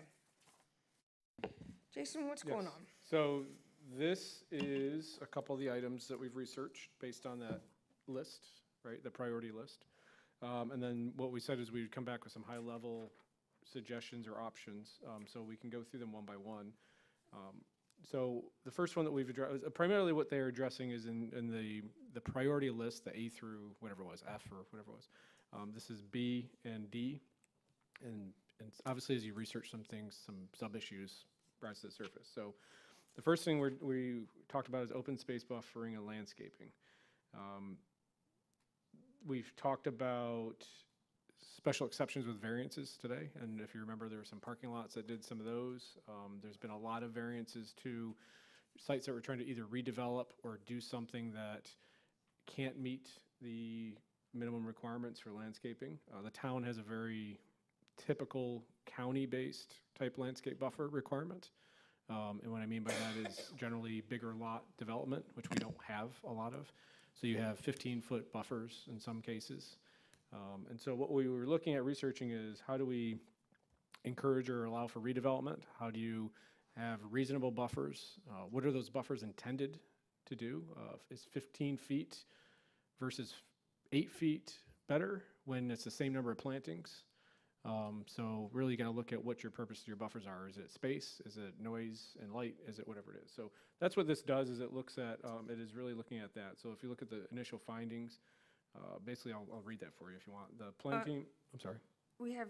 You just combined two issues, it sounds like. One was the first issue being the buffering and landscaping of new developments, and then the second issue being specific to parking lot. Right, so you have Okay. two issues within the buffering and landscaping overarching kind of issue. So basically, there's basically looking at other communities is what the first one is looking at residential development. There's no requirement we have a lot of individual lot development, so a single family home, and we have very little subdivision development. Typically you get your landscape buffers and increase in vegetation and trees and shade trees through development, but we don't have new subdivisions. We don't have lots of new development. We have commercial development, but we don't have new subdivisions putting in perimeter buffers, that sort of thing. So some communities have moved to, because they're a platted lot community like we are, they've moved to requiring a minimal landscaping on individual lots. And there's some communities, for example, in this list that I think St. Petersburg requires 1 or 2 unit properties to have some additional landscaping. So it's basically just recognizing that that's a whole other landscape if we chose to go down that road. If you don't want to, if it's not needed, then we don't have to do it. But, and then there's a list of options of how to go about doing that. Who do they apply to, which would be generally single family or 2-family? What are those compliance thresholds? Is there a minimum size that the lot has to be before it kicks in? What type of vegetation? Sometimes it might be 2 trees or 1 tree in the front yard or something like that, just to kind of create a street canopy. There's other ways that you can go about it. So the main question is there an interest in filling that hole and requiring individual lots of, say, 1-family or 2-family developments to provide landscaping? Is this for new development, existing houses? So it would be an existing lot, vacant lot, I'm gonna build a new house. There's no requirement for them to put landscaping in. Existing house that they just decide to come scorch earth it? They'd have to come put something back? It could be for both. It could be for I tear down and build a new one. You could exempt those. You could require, it's really any way you want to do it. I would say it's a newer trend to require, and it's specifically in platted lot communities. Because normally if you go to Lee County and somebody builds a subdivision, you got a Lennar Homes or somebody that builds a 100-unit subdivision, you're gonna get a lot of landscaping. We don't have that opportunity here. So it's just a way to have it kind of chip in towards the beautification and landscaping as lots get developed. So that's the first question. Is there a taste for that or a desire for that? I would like to see something, because I live on a street in which the houses are overturning and the new owners are scorch earthing it. And as I'm now having to plant barriers so I don't have to look at it anymore, you know, they're coming in and leveling all the landscape on existing buildings. I'm totally in agreement with you there. I've had the same situation. The problem with it, I do strongly believe we do need regulation on single-family lots as well as the others. But the problem is, frankly, one of enforcement. We do have some provisions now. For example, in a situation like you have in next door to me, we have provisions where trees aren't supposed to be removed. We have some ordinances that deal with that. Certain trees can't be removed without a permit. A lot next door to me, they removed every tree on the property, every tree, and some were protected trees. Code enforcement came out and told them they shouldn't remove these trees, and they did anyway, and nothing was ever done about it. So, you know, when we go, if the town does ultimately enact these ordinances, we're going to need a lot more stringent efforts from code enforcement, because the tree guy, when he was there cutting them down, I said, hey, you can't cut that tree down without a permit. He said, oh, it doesn't matter. I'm not subject to your ordinance because I have a county permit. I said, it doesn't make any difference whether you have a county permit. That only applies to your ability to operate in this county as a licensed tree contractor, arborist, or whatever they are. But we have an ordinance, and I had my code. I went and I brought it over. I showed them the list of trees that they could cut down and not cut down. Oh, I didn't know anything. I never knew about this. So, You're correct. It's difficult on our side too. I'm just saying that I feel, number one, we need to address the situation on single-family lots as well. And number two, if we do address it and the town ultimately adopts it, I don't think we've got the existing wherewithal to control it. I do think, though, for people like us who are in that situation where I've got a couple lots next to me, I have some sort of recourse that, to right now, it just doesn't feel like I can do anything about it. And I'm looking now, I can stand in my front yard and look almost down the Estero, it seems, because they've just come and leveled. Jane? I understand the need for regulations on commercial properties just because they are a commercial property, but I don't really want to have too much landscaping requirements, because I don't want us to look like a gated community where everybody has this little bunch of stuff right here and one tree, and then they have things that are all, every house looks like it's the same as far as their landscaping because they're required these things. I also like to have view corridors and air corridors. When people block it all in and wall it all off, it really does change the breeze and everything else. So I am not 100% sure about that. Plus, there are lots and lots and lots of people who are only here 6 months of the year, and I'm thinking what a hazard this will be for hurricane season when trees aren't trimmed and things like that for the neighbors of people who are not here. Maybe that's why people come in and clear so that they don't have missiles that they could be throwing at their neighbors or their own house with unkept trees, which I think is another issue. And you know, taste is something that you can't regulate, and maintenance would be a nightmare to regulate on these things. And so I don't want to create something that we have lots of overgrown trees. When I bought the property that I purchased, it had lots of 100-foot tall Australian pines that were dismantling the house next to me. It had separated it by about 6 inches from the garage from the house and was undermining the condominium next door to me. And so it was imperative that I take them all down due to the fact that they were raising sidewalks and driveways and things like that. But that is also, you know, an expensive situation that you can't just turn around and be able to have the money to put it back in. I mean, that cost me $17,000 to remove those trees because they were all huge, and yet it had to be done. And over the years, I've replaced things, but it concerns me to overly govern single-family homes. And I mean, I think that unfortunately you can't you know, require people to put the right things in, but it does create something that we won't be able to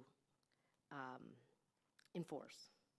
And I don't see the reason to have rules that are not enforceable. So it's just another layer of government that we're going to require that is not going to be enforceable. So I don't recommend it.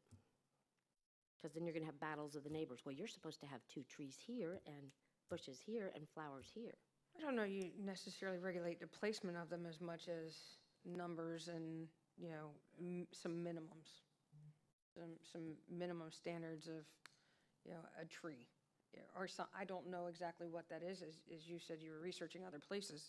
Yeah, I mean, they've been as little as a tree in every front yard, and then obviously the list of trees is pretty extensive of what you can have, and what we don't want. Obviously, we don't want the Australian pines being planted, or a type. You know, create a type A type buffer is what our code describes as that. I mean, there's different ways you can do that. That would be a little bit more where you're talking about there's shrubs, there's height, and there's types of trees.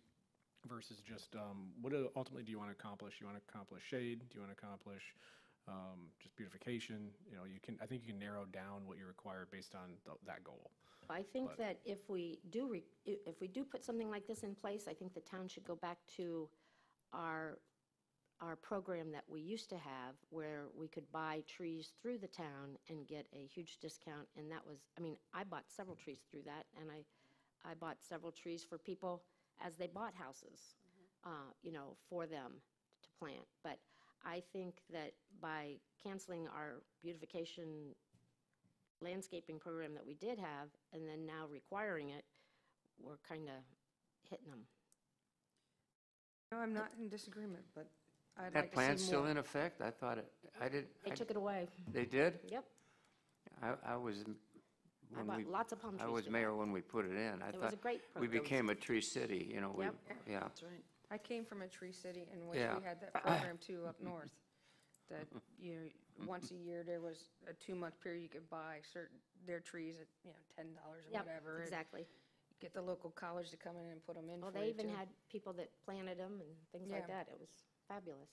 I mean, I think that, you know, being on the beach and being environmentally conscious of our surroundings, that I think a product like this or a program like this has some appropriateness.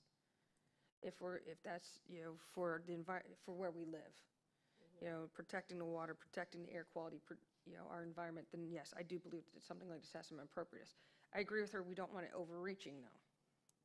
Well, what I see when I drive down Summerlin, it just aggravates me to death that they planted all of those cabbage palms that are ugly when they're full.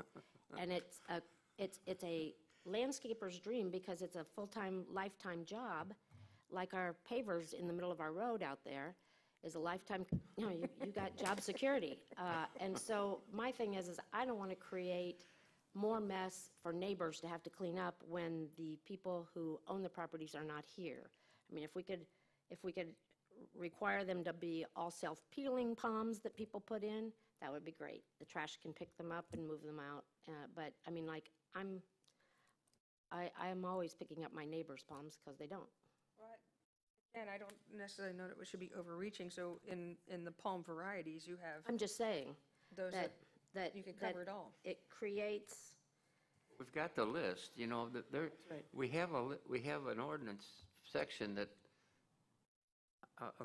lists all the different kinds of trees, and we got that beautiful booklet out there.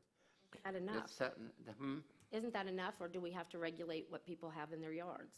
I don't see the necessary reason to have that government we can use layer. that as the base for which it's permitted and not permitted. I mean, you know. Right, to that point, I guess the bigger point of this is the type of development area that we have, the type of built-out area that we have. You're talking majority of our development is the type that doesn't have to put anything in. We have very few and very little new developments that have to put in landscape buffers. You've had a couple before you. The Carousel Inn project will have to put one in. I've got a fourplex on my desk now that's going to have to put a little bit of a landscape buffer in, but we don't get new large tracts, you know, Right. of 2 acres, 5 acres. And I will tell you that people who are buying that aren't going to be here really like it when it says xeriscaped, so that it is easy to maintain, not a huge expense for people, and also something that they can commit to keeping beautiful. At least it's clean and done right, as opposed to, you know, something that they're going to have to hire one more person to maintain or not maintain. And that's the goal, is low maintenance. I think that's what the list that we're did these- referring to is low maintenance, so. Did these come from like gated communities as opposed to just neighborhoods? No, you mean the standards? The Yes. option? No, so the options are just thoughts of, here's what you need to consider, right? You don't go into it thinking, let's require landscaping. We got to think about what is the purpose for that, if it's primarily for individual platted, single-family lots or duplex lots. We can narrow down that list and see which ones are more appropriate for that type of situation, right? Because I don't think the list we have now that considers that. It's kind of a more broader list of what's appropriate for our area, not necessarily for the use that you're looking at. So really the options list is, who do you want to apply to? What kind of threshold do you want? All the requirements that we have to write in the code to trigger these things when they kick in. What type of standards do you want as far as front yard, backyard, side yard, adjacent to the road, not adjacent to the road, that kind of stuff. Minimum height or width caliper, that sort of thing. There's a lot of complaints with landscaping when they're put in too tiny, and it takes years and years for them to actually reach what they're supposed to be doing. If it's a shade tree, why does it need to take 20 years for it to become shade? Those are all things. A lot of communities have a minimum caliper or DBH, diameter breast height, measurement of what has to be installed. Gallons of shrubs, minimum gallon size. Those are types of things that you need to consider and think about. Those are some of the details, but I just wanted to list those for you so that you could understand the amount that goes into. Once we figure out who and where, then we can start getting into the details. The rest of it will be applicable. Minimum height of a shrub doesn't matter, or gallon size of a shrub doesn't matter if that's not going to be a requirement. But those are things to consider if you're going to look forward to that. I just had a thought with respect to the process here. I think this is a good discussion. I think procedurally, though, I think at some point, it sounds like you've done some of this, we should find surrounding communities that have done this successfully, and maybe we could adopt a community that's already done this and vetted a lot of the minutia already. Because I do think if we come down to picking out how many trees or what kind of shrubs, that's going to get A, time-consuming, and B, somewhat controversial, but if we could say, gosh, Bonita Springs has implemented this and they've done it successfully, it's been well-received by the community, I think it'd be a lot easier procedurally, plus it had already been vetted by another community. It might be easier to find a community that's done this successfully and then adopt what they've done versus literally determining ourselves what kind of shrubs and trees, et cetera. And that's a fair point. I think we were looking at it as a concept. Can we agree, a consensus that the idea is good, and then go find something that fits us? Because I think your point to success could be measured on many levels, one of which, maybe it would have been successful if they didn't pick the wrong types of plants, or they weren't overly regulatory. If they had dialed it back a little bit, it would have been successful, whereas somebody else may have just, the community doesn't like it anymore, or the maintenance is a problem. So I think the details help with the success of it, but the concept of whether you want to move forward with this is a big one, right? I don't want to go search and find details and all the minutia of it, and then we're not on board of doing it. So we can find something and tailor it to this community once we know that there's buy-in for the thought of it, the concept of it. But yes, I do. Yes, it's a lot easier to right-click, copy-paste than it is to go rewrite all these fine details. Did you check with Bonita Beach, which is our closest beach to, you know? I'm trying to remember, are they in here? I don't remember if they do or not. I know we looked at Collier County and St. They Petersburg. certainly have a lot of vegetation on Estero Boulevard, and it's beautifully landscaped, but, you know, not all people want to maintain all that. That's But like a lot of work. Collier County requires residential development does not meet their minimum to comply with the standard before a certificate of occupancy is granted for, I guess, the redevelopment or. And I Only favor new that construction. provision. I like that Collier County approach. That's, personally, that not only applies to new construction, but if there's a major construction or reconstruction before a certificate of occupancy is, when a house is gutted and the lot is totally, you know, the home is gutted or torn down and rebuilt, I think it should apply as well. As does that per the Collier County approach. And we have a similar provision, but it really only applies to, generally would only apply to commercial. If you redo your parking lot, if you increase the square footage of your building, even if you've been there, grandfathered in for 50 years, if you reconfigure your site, then you have to comply with all the regulations, which I'll get into the next section is also challenging because, again, the regulations are a typical county 100-acre, 20-acre type development. We don't have that. We don't have room for 15-foot landscape buffers unless you get real creative on what's included in that buffer. I'm going to say on issue number one, though. Yes. So issue number one, I think, is really focused in on the single family and the duplex type lots, if you want to look at that. Listening to Jane and to Megan both, I mean, they're oppositional, but I think we all feel that we don't want naked land. I grew up and used the Jersey beaches as my summertime playgrounds. And Ocean City, New Jersey is just concrete. There are no trees, no bushes, no plants, no flowers. You know, it's easy for the homeowner. But boy, that's not good. And I don't want us to get to that point. And when I sold my home and moved into a condo, the new buyers of my house took out so much of my landscaping that it's now barren. And, you know, I don't want us to get to the point where we don't have trees or shrubs or flowers on our little island, because we are an island paradise and we're tropical and we should have the most beauty in the world. Sounds like reasonable is what I'm hearing. Reasonable. Find Reasonable. something that can Yeah. be reasonable, come back with an example, and we'll decide whether it's really reasonable or not. Especially on, and I live on Hibiscus, you can drive down the street and you can tell every one of the rentals, because they all came in, scorched earth the front yards, and that way they don't have to take care of them. And you can point out, and I'd have to say 60% of my street is like that now. And it affects my property values, it affects everybody's property values. There's all kinds of, you know, environmental impacts that scorched earth or, you know, scraping the front yard does, that I think that we need to look at. You know what's driving that, I think, is parking.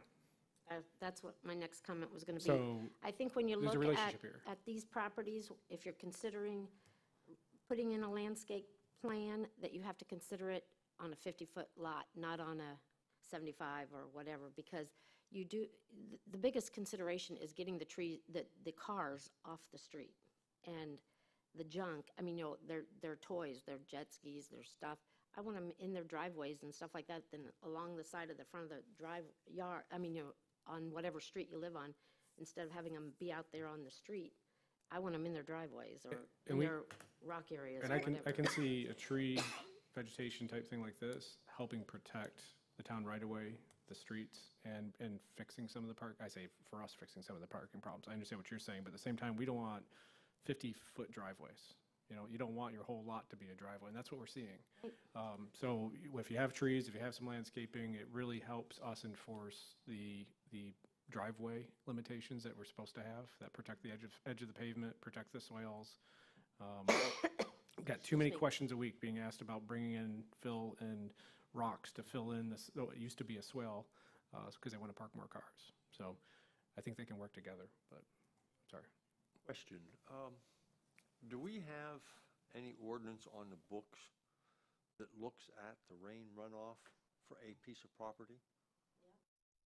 Yeah, so there's a requirement once you either redevelop over a certain square footage or new, that you have to provide a certain amount of retention. It's 1 inch or 1.6 inch. And we have a Quite a rate. bit. We have a rate, like you can't have a certain rate of runoff, you can't have a back slope on your property if you fill. You can't have certain things occur that might or affect your neighbor. We do have some of that, but some of this helps that, yes. Looking at this from a standpoint of, as we're saying here, scorched earth, I've seen so many properties come in and just rip out everything and bid property one, put the matting down and put stone all over it. I understand why some people do that. Personally, I don't care for it, but it comes back to the idea that without proper landscaping, you're not allowing the proper drainage for some of these places. And I think we look at some of these buildings that especially going on down along Estero, where you have nothing but building and pavers that you can see from the street, without a requirement of some type of vegetation being planted there. I don't know how they're meeting these ordinances. I'm glad you bring that up, because I had that situation right across the street from me. They built a new home. They tore the old home down, built a huge big home, eliminated all the landscaping, put down rocks and the matting.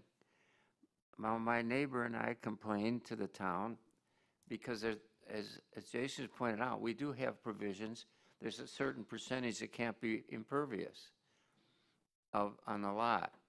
And the town took the position that that's pervious, even though there's a matting and stone. If it's not pervious, the water runs off.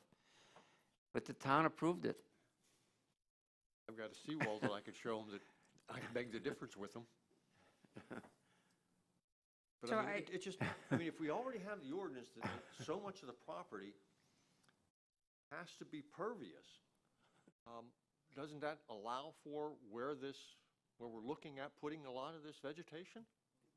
Yes and no. I mean, if you think about it, like he says, that they look at the rocks as being impervious surface, then you can technically rock in your whole front yard. The whole yard And is, then you're the done. whole lot is rocks. Yeah, the whole lot. Yeah. The whole lot is rocks, but rocks could be impervious if there weren't the matting underneath, but they put that black thing under everything and it runs off. And at the same time, we're cautious of not going too far on that specific issue, partly because we don't want to prohibit landscape beds and beautification of a yard. So that is definitely a gray area, tough area for us. So generally speaking, it's, not to get too far in the impervious conversation, but it's pavers, concrete, asphalt, compressed, compacted vehicle use areas, pools, that sort of thing are impervious. So I guess the bigger question for the board here, for the LPA is, are we okay in directing Jason to look at some, for single-family use, single-family landscape requirements? Are we in favor of him doing some more research and bringing something forward to us? Why would you not include two-family, et cetera, if you're going to make it It would island-wide? be. I Well, agree. single-family, two-family, and mobile homes is what he has listed here. I don't think. So that- the I threshold, it I should think apply to we, all the properties. threshold we would use essentially, if you're okay with it, is go up to the threshold of basically our LDO versus building permit threshold. So, which I think, once you're at a triplex or more, you have to do an LDO for the site, site engineering, versus a duplex, mobile home, or single family are exempt from that requirement, can just do a building permit. And then they do the site grading and drainage, but they do it through the building permitting process versus an engineering separate review process. So that would kind of be the threshold, because once you go through an LDO, your landscape standards and all that are applicable to you as a development. Does that make sense, everybody? The different types. If you're under a building permit, it's a separate kind of review. Are you talking about new construction or existing also? I was suggesting redevelopment of a site, which would be tear down. Again, there's a threshold, is it 50% versus 100%? But definitely a clearing the lot, whether it's new or tearing a house down and rebuilding a new one. Then that doesn't cover it changes hands and all of a sudden they come in and clean it up. That's correct. That It wouldn't doesn't cover that. That's right. It does, you're correct. It would not cover that, changes hands. Again, we See, don't have a and that seems to be where the standard. problem is occurring, is when it changes hands, like in her case, and the 3 houses on mine this past year, they changed hands, and the new owner came in and, I mean, with the chainsaw and took it all out. Every bit of it.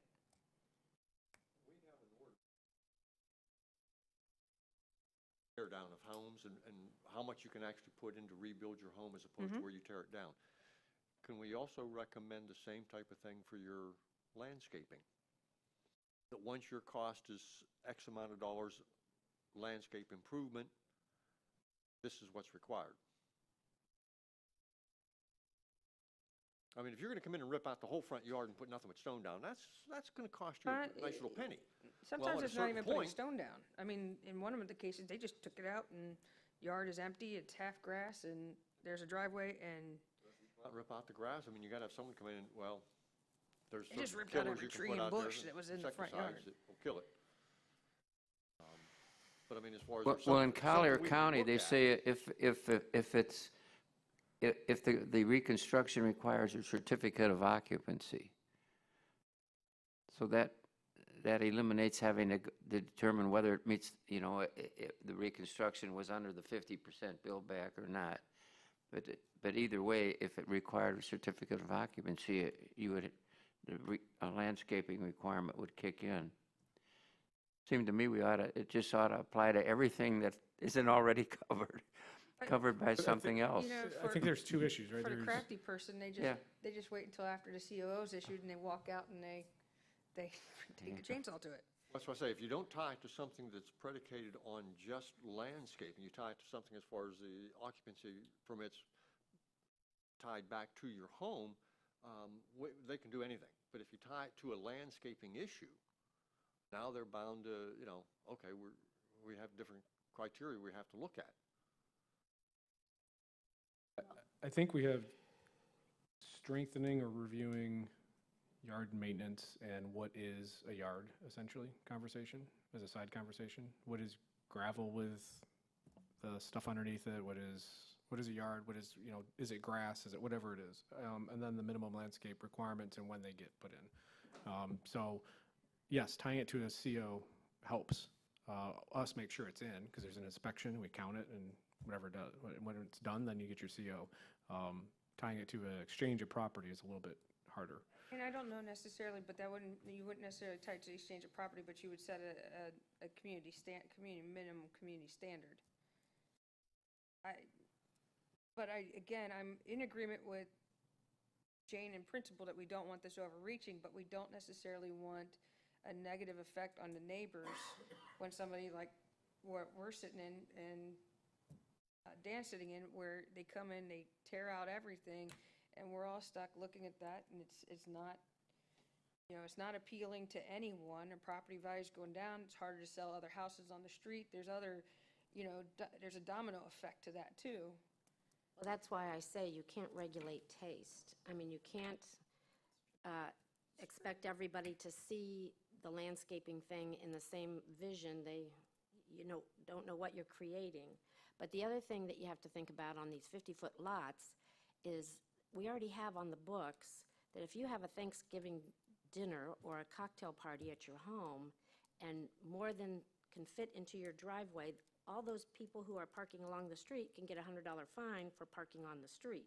You want to have area where you can entertain in your own home without having them have to park on your, right up next to your house. You get that far into it, though. We only have, even in my grass front yard, can only put 4 or 5 cars in there anyways. Well, that's my point, but still, the point is that we have to think about what we are creating because we have to protect them from, having to have everybody Uber over so that they can come to the event. I think we need to do something here, though, and regulate numbers and not maybe, and you don't regulate location. I mean, I've, in the past year, put 5 palm trees in my front yard this past year and made it still so I can still park 5, 6 cars on my grass if I need to. I understand you can't regulate taste, but you can somewhat get something other than the scorched earth look, or the, zero landscape in the front yard. I think there's a comfortable medium here, and it's just going to be tough on you guys to figure this out, but I think there could be a comfortable medium here. So what we'll do is get 2 or 3 examples of existing ordinance. We've already got some, and we'll bring that language to you and try to show you the example of what that looks like. For the new installation, which is just somebody's going to build a new house, what would they have to do? Okay. Second part to that is a subset, and maybe they won't be on the same track, but we'll try to tie them together, is examples of the best management practices of maintenance and upkeep, and what is a yard? What happens if somebody wants to do 90% stone? What are the other communities doing when that happens? Because xeriscape is an iffy proposition. It's not really xeriscape here. We want Florida friendly, and there is some stones part to that, but are people doing it correctly? So should we have a standard if you're going to do that? I don't know. But I'll get 2 or 3 examples of each, and we can talk about them separately. And obviously, ultimately, they'll be related. They'll tie together. Also, would that include how to maintain a habitat for wildlife? Because I've seen many of them that look more like weeds than anything else, but they have their little Natural. wildlife natural thing, and you've not seen that? I have not seen Oh, well, go down Denora, Fairweather. It's always an interesting question on the code enforcement side is when does somebody have overgrown grass versus when do they have a natural uncleared lot? If you get by enough with the trees to grow thick enough, then you have an uncleared lot, right? Do you have to specify what wildlife's living in there? Well, I know that. All right, Like so the homeless? we'll do that with the 2 or 3 Paul examples of Rats. communities that are doing the new single-family development duplex. What does it look like? And then the other, and I'll separate that out from the maintenance side of it, and we'll have a conversation about that. Is that okay? I have a little concern with where you were directing that this might help us with the access of the public, the easement, the town easement or whatever. I don't want rows of landscaping going down 5 feet in from all the properties where everybody has to have a border across the front. I don't. Oh, I understand. Yeah. I think it's more of tree placement, planning for staying on their property and not creeping into the right-of-way, doing some things like that. Once you start planting things and they grow, you're less likely to rip out that tree to get that extra parking space and fill in the swale. So I can see it as a benefit long-term to fixing some of those right-of-way issues that we have. That's all I meant by that. I understand what you're saying, not the uniform, everybody a hedge. I wasn't talking about barriers. I don't necessarily mean barriers. Point taken, yes. Well, you're not suggesting that we exclude planning in the right-of-way, though? I think that's a You are? sub-conversation. We're very, very You know, cognizant of how much what goes in the right-of-way. Well, look at what Well, had what to goes be in, moved. yeah. from Estero Boulevard with planting in the right-of-way. Look at the long-term, healthy landscaping that had to be removed, and, you know, those people have to start over. Well, yeah, that's true, but on most of our side, our roads are very narrow, and the right-of-way is considerably wider. In almost all our streets, a lot of people don't even know what's their front lawn and what's the right-of-way. And there's all sorts of plantings in this community in the right-of-way. I mean, on the side streets that are loaded with landscaping. Now, I think it should be limited, you know, in what could be done. I was talking to Summer Stockton the other day, and she drives a delivery truck, Yep. and she was saying that there are many, many streets that you have to back all the way down because there's no way to turn around because of landscaping or mailboxes and things like that are, or even to get in the driveway with that size box truck. You have to also consider ambulances and fire engines going down those streets if if everybody has to back in and back out. There's a proliferation of encroachment into the right-of-way. That is a problem. Yes. I don't know, my grander hope is some of the regulatory side of it helps maintain those boundaries, I guess is what my only point was. But I think a landscape in the right-of-way, tree, canopy, lots of communities do that too. I mean, that's a separate, I think, conversation, if you're gonna do tree line streets, that sort of thing. Okay, is that fair enough? I'll just get you 2 or 3 examples. We'll provide you with the actual text, hopefully some visuals. And go from there. You can see what it looks like, and we'll try. Jason, I just out of curiosity, because these surrounding communities are basically the laboratories for our approach here. I'm curious is to which particularly local communities don't do anything as well, just so we have some sort of comparison. In other words, do the preponderance of surrounding communities are they similarly situated as we are, or are most communities around us doing something? I like that approach also because that gives a more fair Gives us some context, opportunity to balance, how far we go with it if we do go with it. I don't like another layer of rules. And I'll try to stick to ones that decided not to do it for reasons of they thought it was too much or couldn't get consensus on it. I do know of some communities that have decided not to do that on a regulatory standpoint because they took on a redevelopment street tree program themselves. So as a community, like in a CRA district or something like that, redevelopment district, they took it upon themselves as the district to do that and not require as the individual property owners. That way they guaranteed insured maintenance long-term of those trees. So I wouldn't want to put them in the list if they decided not to do it when it's because they had an alternative program. But we'll try to find the ones that said, no, it just isn't going to work for us. We think it's too much, or the public had an issue with it. That's a fair question. You know why they took away the tree program? Because, I think it was such an exceptional idea. I thought it was cost, but I'll check with Ray on that to double check. How can it be cost if we're paying for them? Again, I think it had to do with maybe the Tree City requirements. That's the last I remember hearing, but they came up last year, and the town council, I think, decided not to pursue the Tree City thing. And I don't know if the two had to be related or what, but I'll ask about that. Town paid half.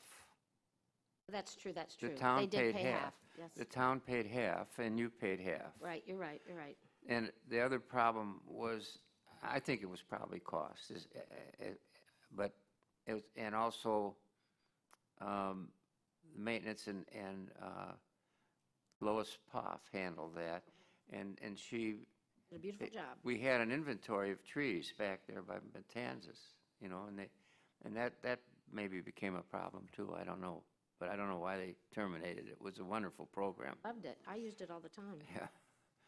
Yeah.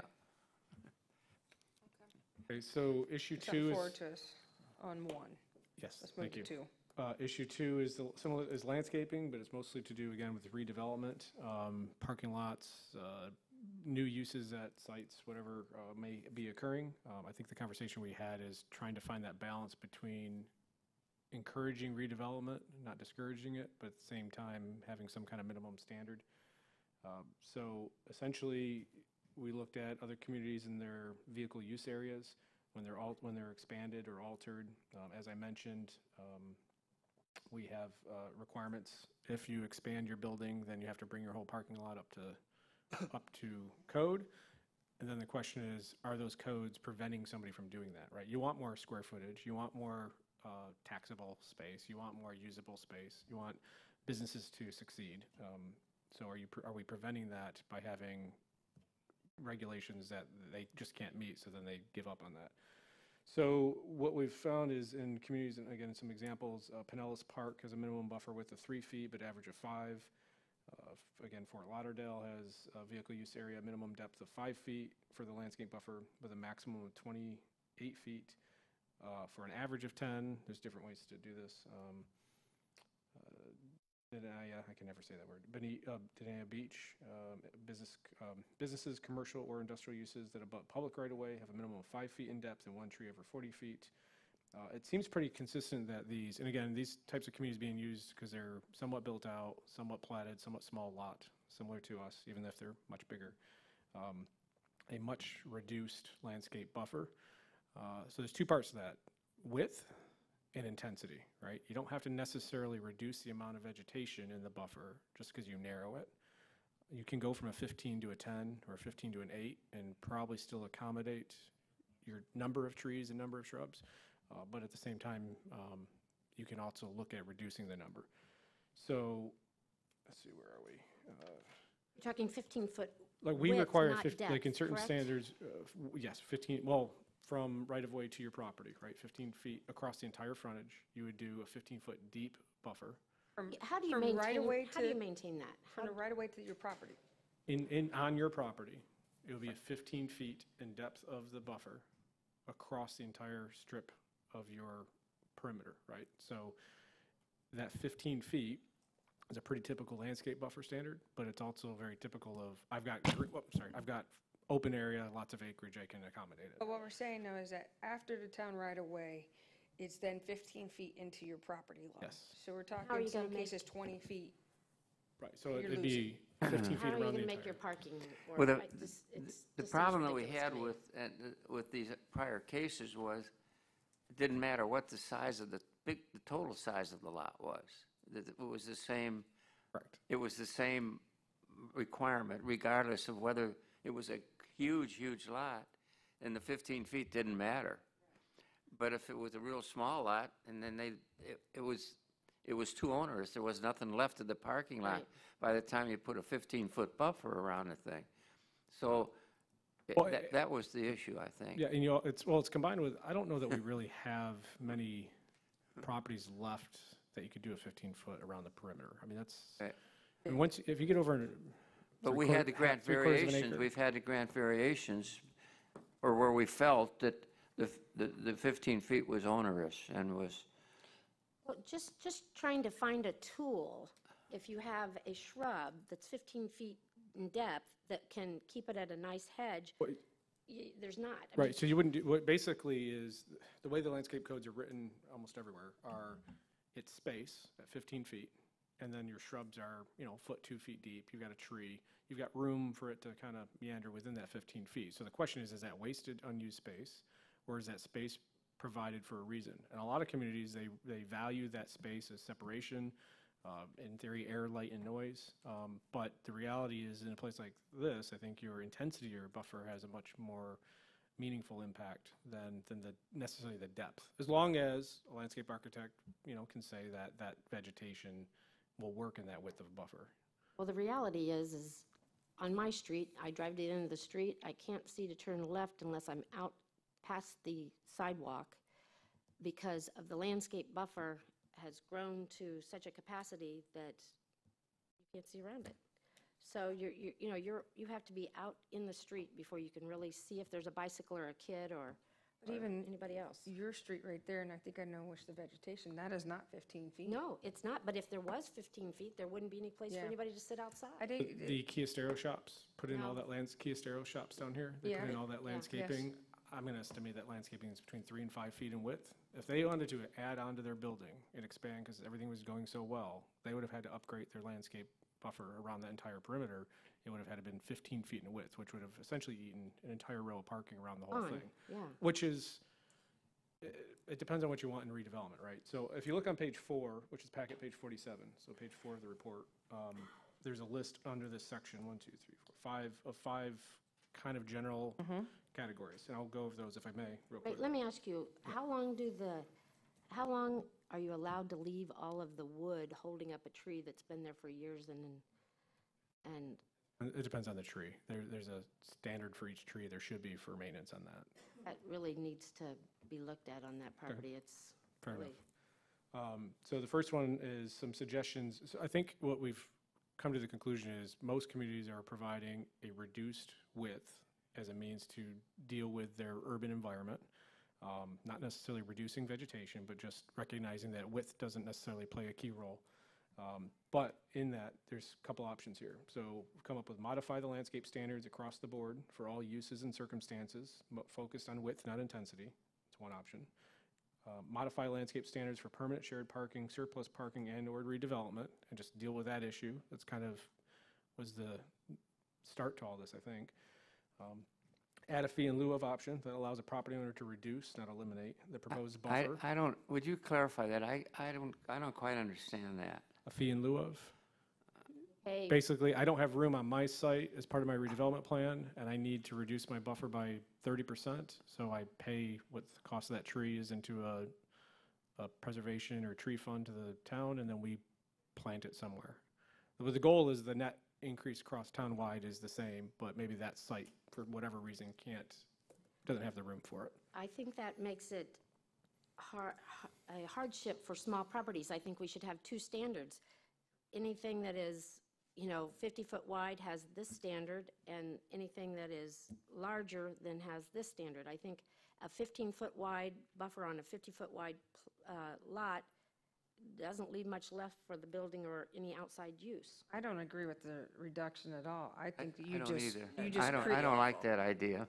You just create a new standard and, something that is more in line with what we have here.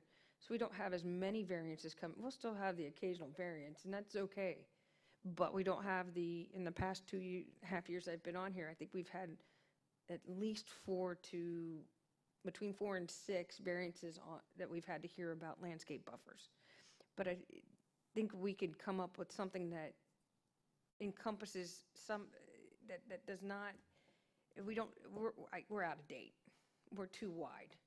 And so that we can, get more people through, get more property landscape plans moving forward and not having to come in front of us, but we'll still have the one-offs. We still will.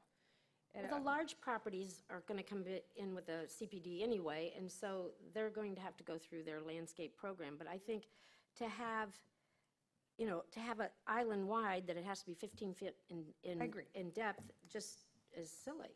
Right, I think we agree that the narrowing is reasonable. It's just the Yes. question. The question is a second step to that.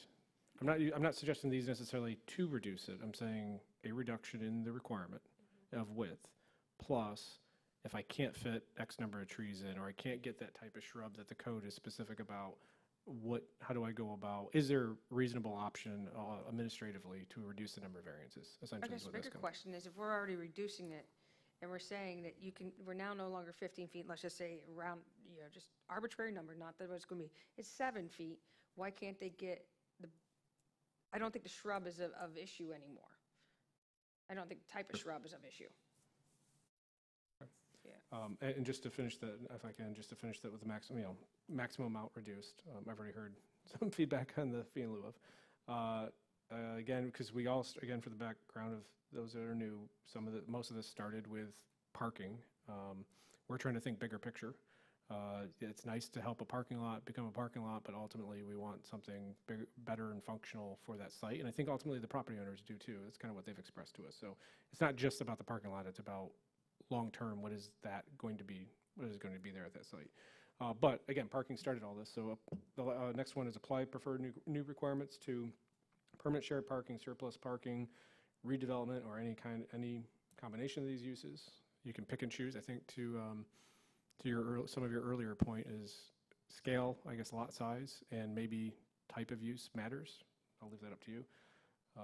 And then some of this, frankly, could be dealt with when surplus parking could be changed to a special exception use, and then they have to come back. Surplus parking is, I have a property, and this is where we run into the issue. I have a 30-year-old property that's been developed. It's non-conforming, there's no landscaping, my parking spaces go right up to the perimeter. I want to use 10 or more of my spaces, or I'm sorry, I have 10 or more spaces I want to use extra that I have to sell parking.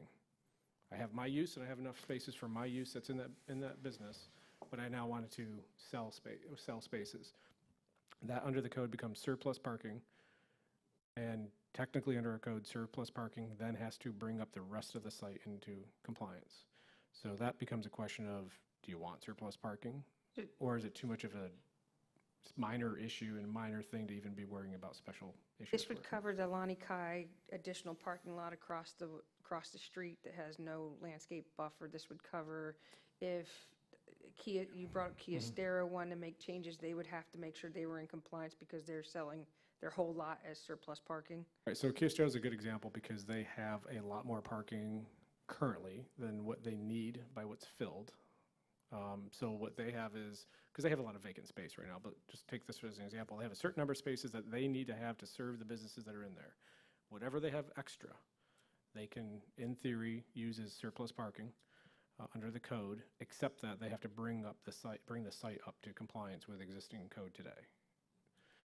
They've done some landscaping, but the landscaping width and all that doesn't meet. So it's a question of, do we really want to fine-tune codes to fix a surplus parking issue for some businesses, or permanent shared parking, again, is the use that people have been coming before you for variances from those requirements. Because again, they have to, new permanent shared parking have to meet the code, but again, since they're small lots, they can't meet the code. So I think the big question is, are those different things that we deal with differently, different uses that we deal with differently, or do we use a broad approach and the landscape standard is the same for all of them?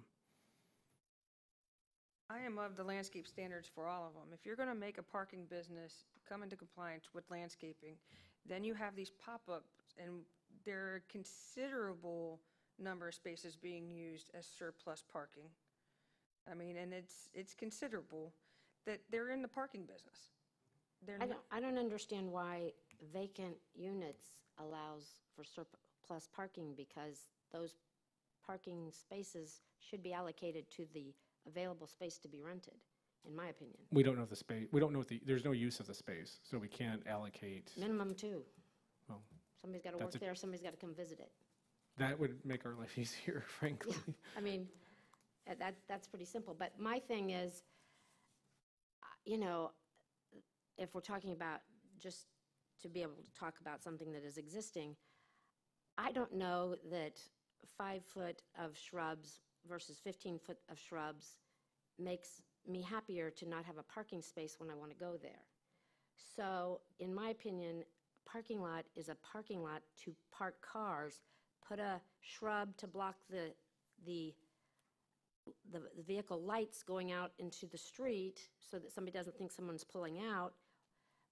But that street, Carolina, is so narrow and so dangerous to pass a car on. I would hate to create more chaos for people to navigate around and lose a whole nother row of parking spaces when we need parking spaces as bad as we do to support the businesses. I don't think you can, and on that particular street, his lot has got a curb, so his whole side's got a curb up, but you're not but gonna that's change what that. causes the accidents, because you can't pull over on the side of the road to get around. You either hit the mailbox or the person, or, I mean, I have a I tenant think that was that's a badly street width injured issue. there. That's a street width It issue is, there. it is. I have. What I was getting at, though, is that you've got 2 parking businesses, and then you got the Lonnie Kai Bayside, and Lonnie Kai Bayside is just one big parking business. You have 2 parking businesses that have to comply in with our landscape, and you have one that doesn't, even though it's operating in the same business as the other 2. It's not fair to the other 2 organizations that just because he's got a hotel, but every parking space is sold every day on that lot, that he doesn't have to comply with the same regulations as the parking businesses that have gone and have, come forth as parking businesses. I think that if you are a lot and you are selling a majority of your spaces, you're a parking business, and you need to fall into that line as well. And you need to have the beautification and the buffers that we currently make other parking businesses have.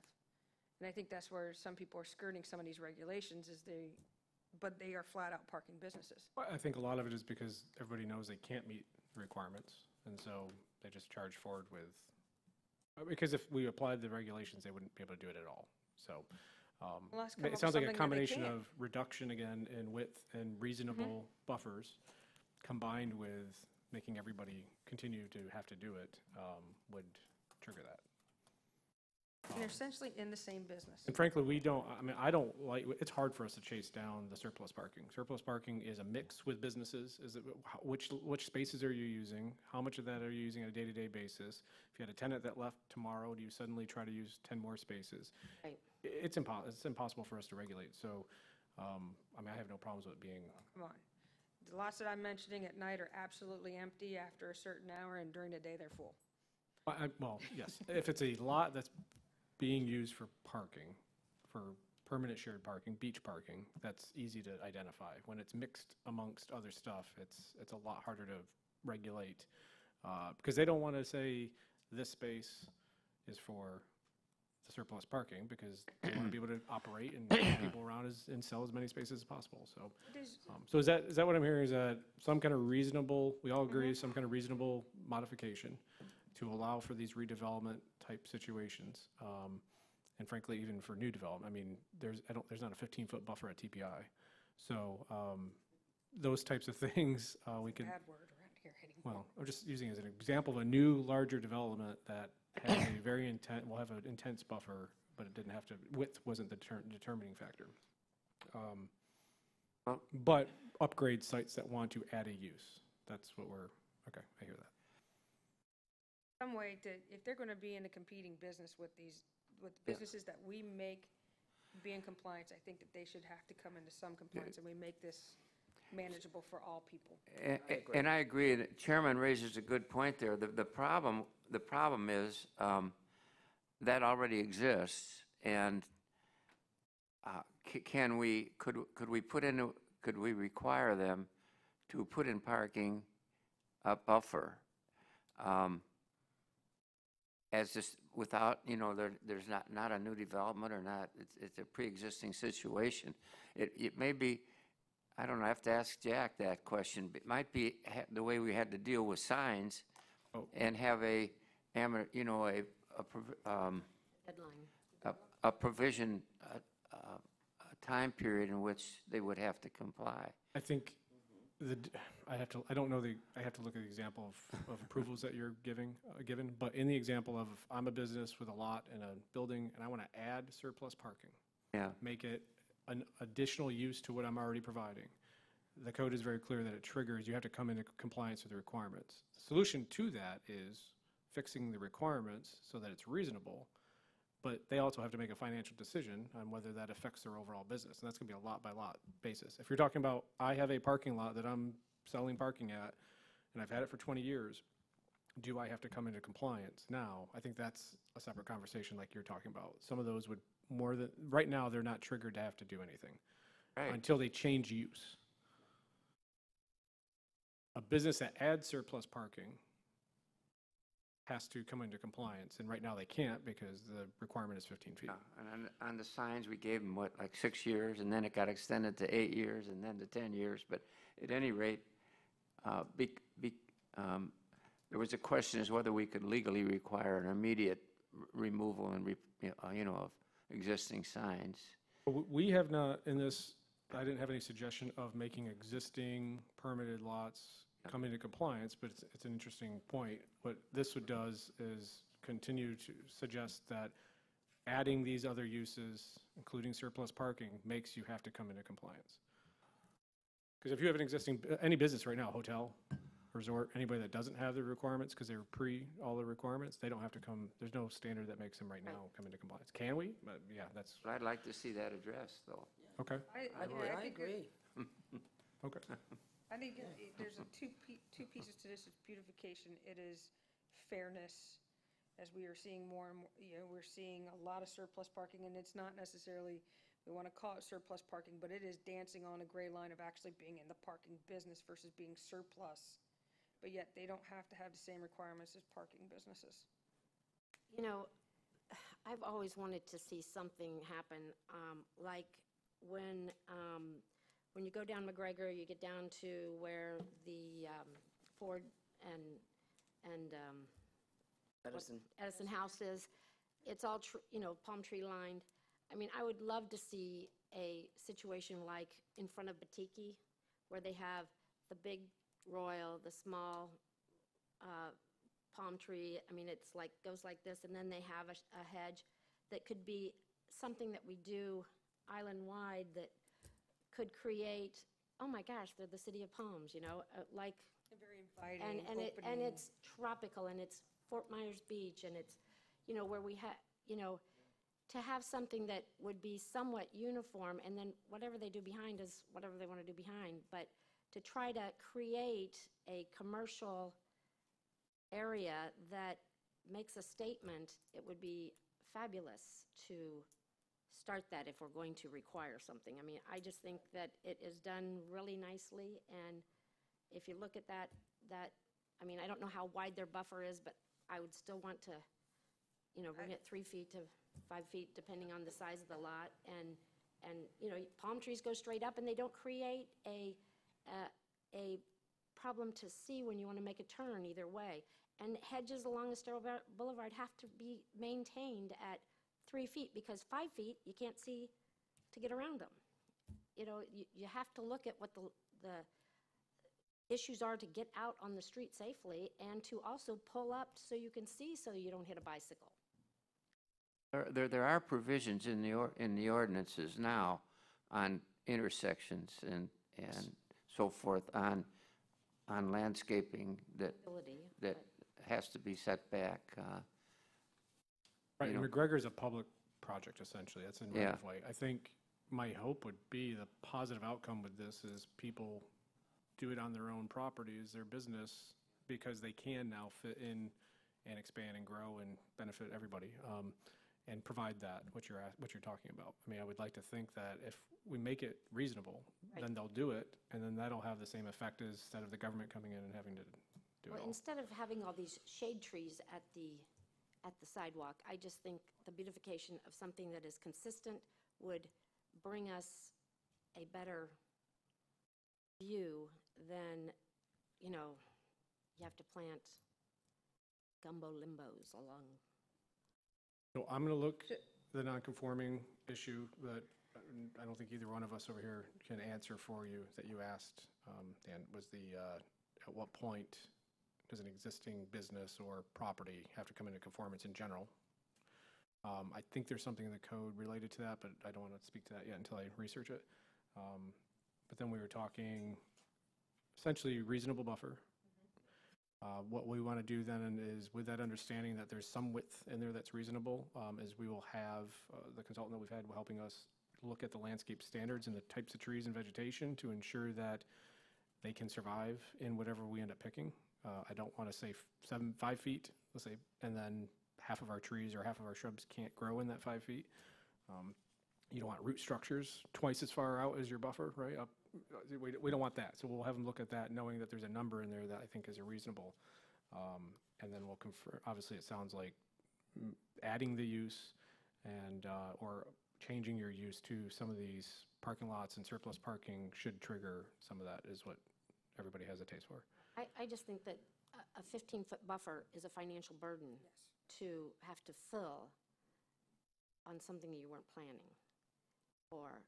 Well, as Mango said, I think they're 100 by 100, and so a 15-foot buffer around the perimeter essentially makes, at 70 feet wide worth of space versus, because you're 15 on front and back. Because what you're eliminating is more parking for the property. Right. So I think we're hurting ourselves in requiring the 15-foot buffer. Again, we're looking at the economic development opportunity. This is a tool for economic development where if you want businesses to grow and expand, don't make them lose all their parking, which then prevents them from expanding, right? Right. I think so we're in agreement that we're going to reduce the width, look at it, and look at the intensity of the shrub, make sure that it fits in that space. Do we have any issues with changing this landscape that affect turtles or anything of that sort, light pollution, any other ordinances and regulations that we have on the books? So that, in the last paragraph of that section, part of the recommendation is maybe looking at a single hedge versus double hedge, but ultimately, whatever you decide is ensuring that headlights and other light sources can be screened and prevented from off-site spillage. So I think we'll look at the intensity or type of vegetation, opacity of the vegetation. I guess landscape architects can use opacity. I don't know how you measure that, but in a shrub, but apparently you can.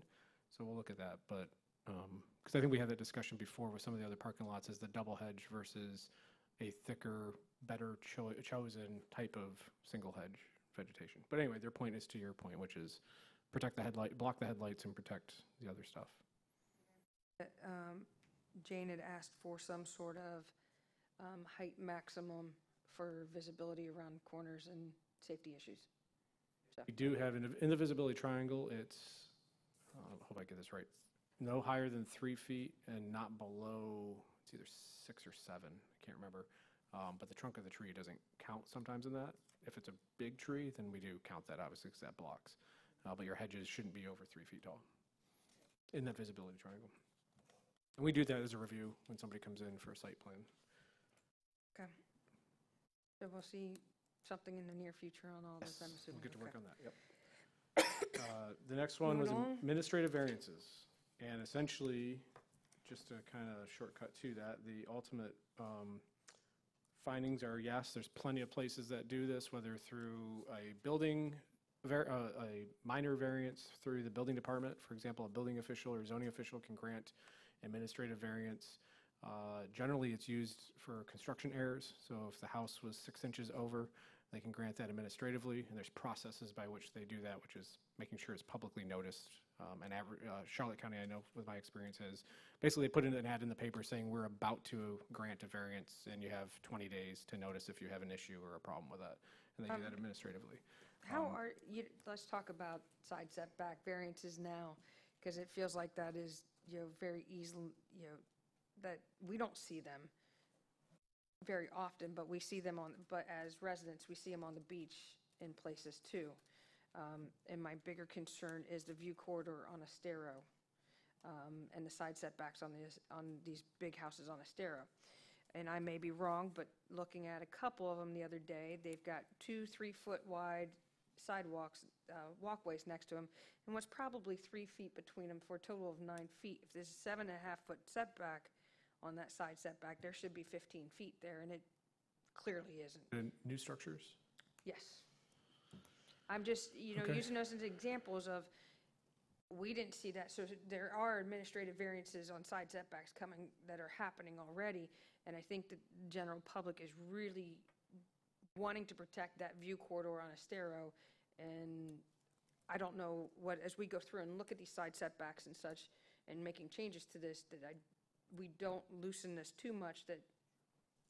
I am completely against administrative setback variances because I think, we have very expensive lessons that we've learned. Properties on Palermo and properties on Carolina and Ostigo, huge things that have been completely missed because the public wasn't aware to come in and say, hey, there's a swell that goes down this property the entire street, and that's why there are no pools on this street.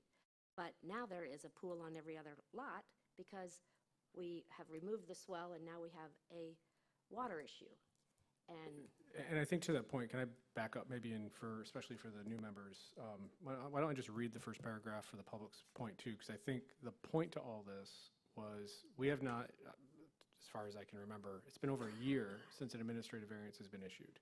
And that was a decision by administration to say, you're right, there's some issues here and there's complaints about things, and there wasn't a standard necessarily being applied. So that's how we've kind of gotten frozen that. And that's frustrated people having to go through the variance process, but at the same time, there was no standard. So this recommendation is creating some kind of standard and reducing the power, so to speak. And so if I could just read this first paragraph just for the public so that we can kind of I think it summarizes the issue. So the thresholds for administrative setback variances are not clearly established in the LDC. The Community Development Director is authorized to modify certain setbacks when requested, but the code does not distinguish when that change should be considered significant enough to be reviewed by the town council. Setback variances should only be considered by the community development director on a limited basis, and review thresholds should be clearly identified in the LDC to prevent major changes from being approved administratively without a public review process. The code does not require notification for administrative setback variances. So I want the public to know that's watching or listening that we agree, and that's part of the reason why administration stopped this process and has paused it, because we've talked about this, because we agree that there needs to be thresholds. In most communities in the research, they set a standard of 10%, 5%, and only in certain circumstances. And there's public notice and opportunity to participate and at least write a letter or complain or voice an opinion. So our point on it is, if we're going to allow, which are already allowed by the code, if we're going to, we would prefer to reduce that, those standards, or I'm sorry, increase the standards and reduce the broad ability. So we're on page, at least partially with what you're talking about, Jane, with the public needs to know when we're doing these too. And in most communities we've looked at, they have very set, specific, rigid standards and public notice. I've learned a very expensive lesson, and I think that if we're going to change the size, shape, or whatever of a property, they got to come before the town You're asking for for, education. you're asking to step outside of our LDC, then you should expect to go through a process. It shouldn't just be easily granted. What was that again? You're asking to step outside of our LDC. You're asking for, not to apply to you, but to get a variance for it. You need to go through a process.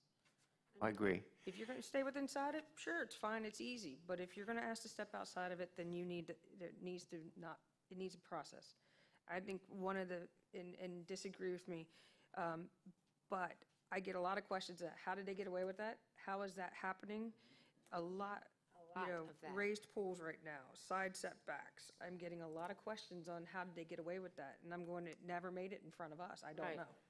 And the question is, how can you get a variance on all four sides of a property and have issues with view corridor, and we didn't see it? Because somebody determined that they justified that they needed it.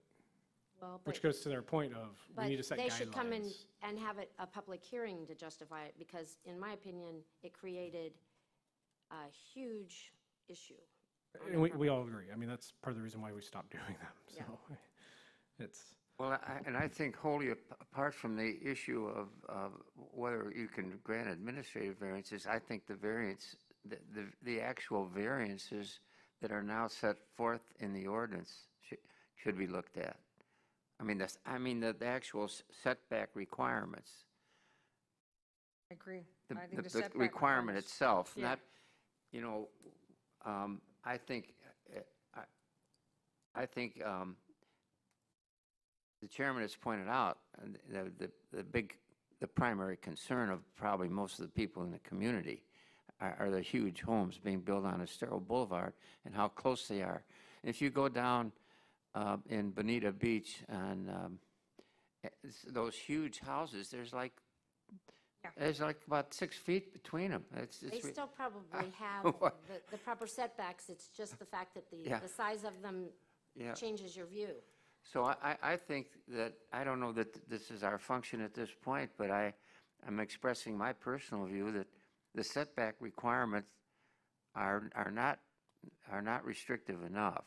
We should be reducing the footprint of the building on our lots and increasing the view corridor between properties, particularly on Estero Boulevard. It's critical. It's changing the whole ambience of this community, and it's a very great concern to our most of our residents. It really is. I'm not opposed to that, Dan, but if you have, the issue is, in selling property on this island, you have, they ask, what can you build here? And I say, I have to give them an answer.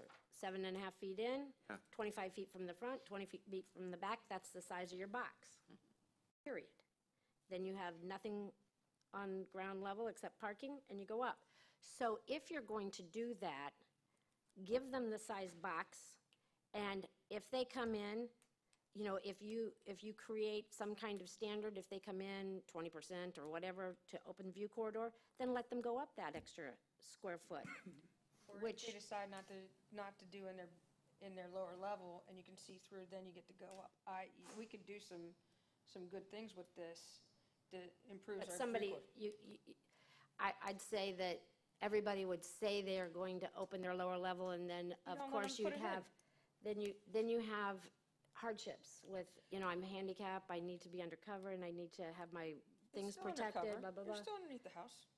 Yeah, I know, but there'll be a variance. Well, I think the other piece is, you know, Sorry. I think, you know, another big concern, well, I guess if we stay on topic, I think the general idea of the board is to limit the scope of what you can administratively do variances even more than what it is now, is to limit it even more.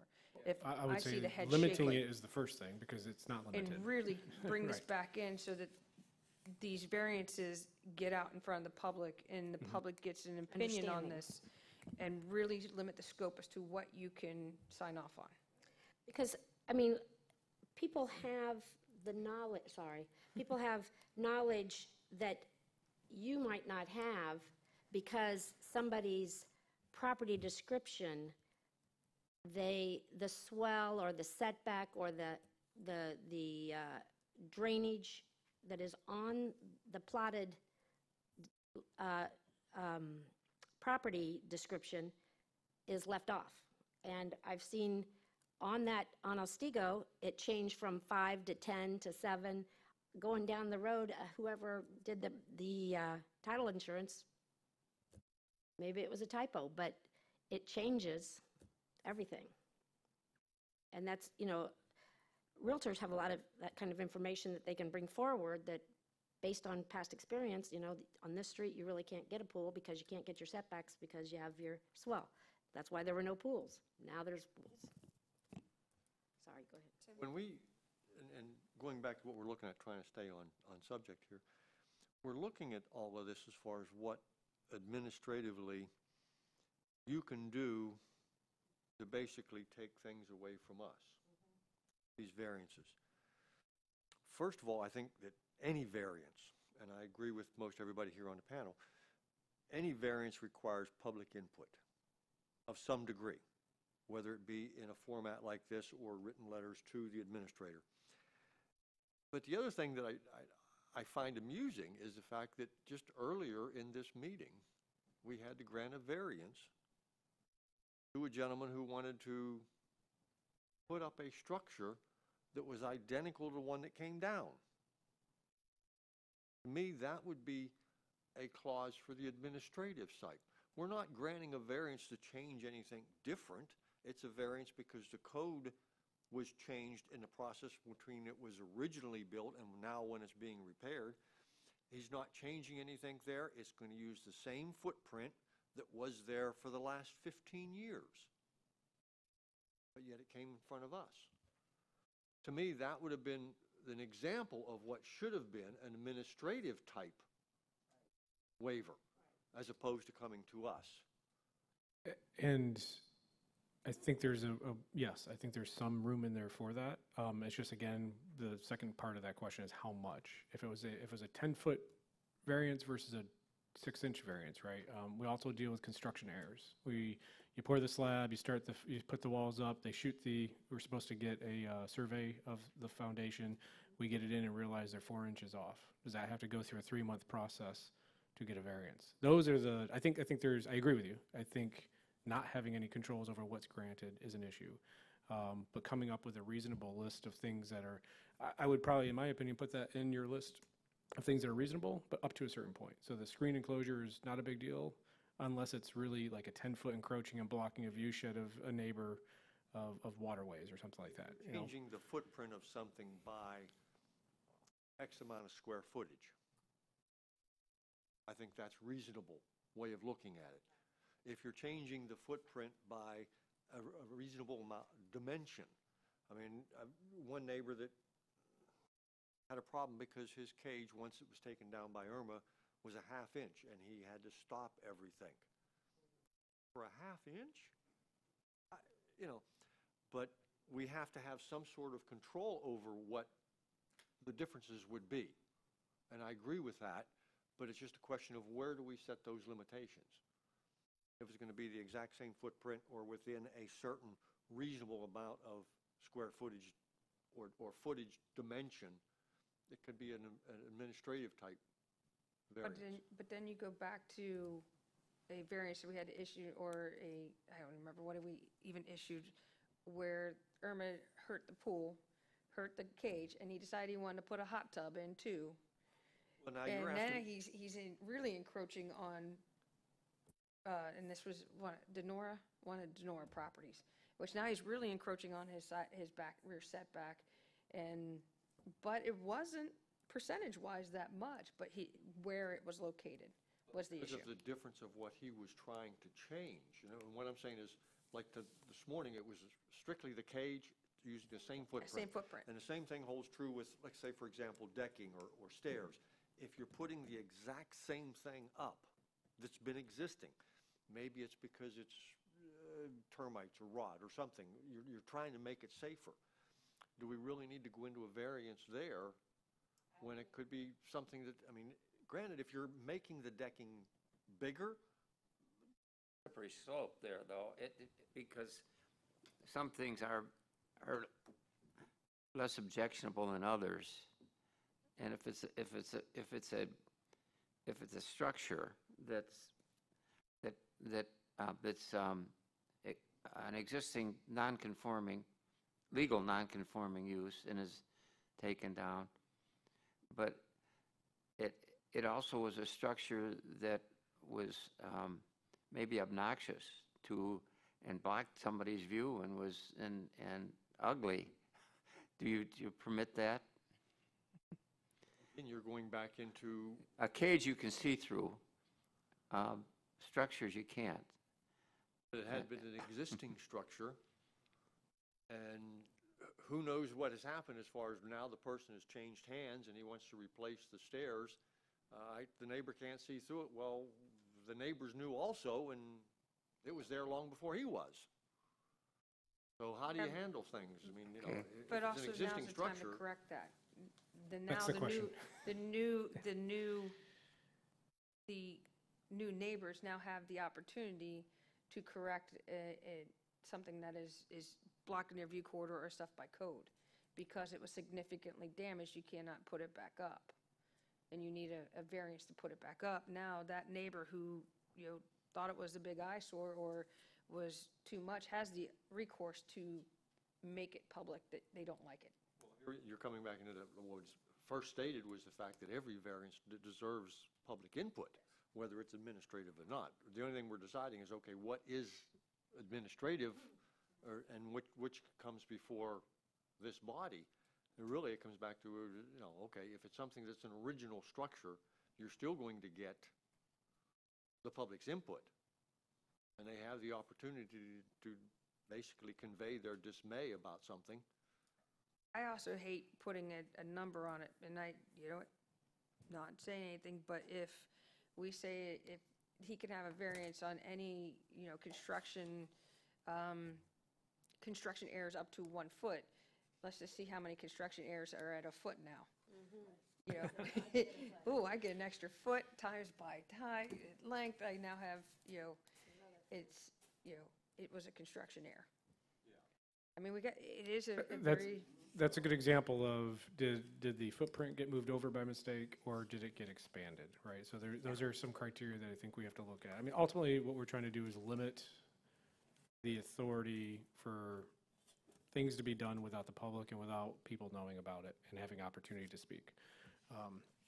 Because it's too much right now. It just, frankly, is too much. So why don't I start with the most restrictive view with a sprinkle of some options, and then we can add to it rather than take away from it. Because I think if we start with the whole enchilada, so to speak, then it might take a long time to take away, and we can add to it, and over time, think about how these processes may hinder progress, I should say, or be burdensome to somebody. Because we don't want to be burdensome, because everybody complains about going through this process. One of the things you mentioned earlier was the fact that you kind of slowed down on, as of the first of the year, pretty much all administrative.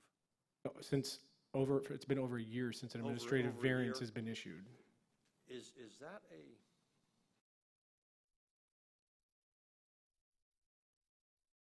you're looking at based on the fact that you no longer care to do that?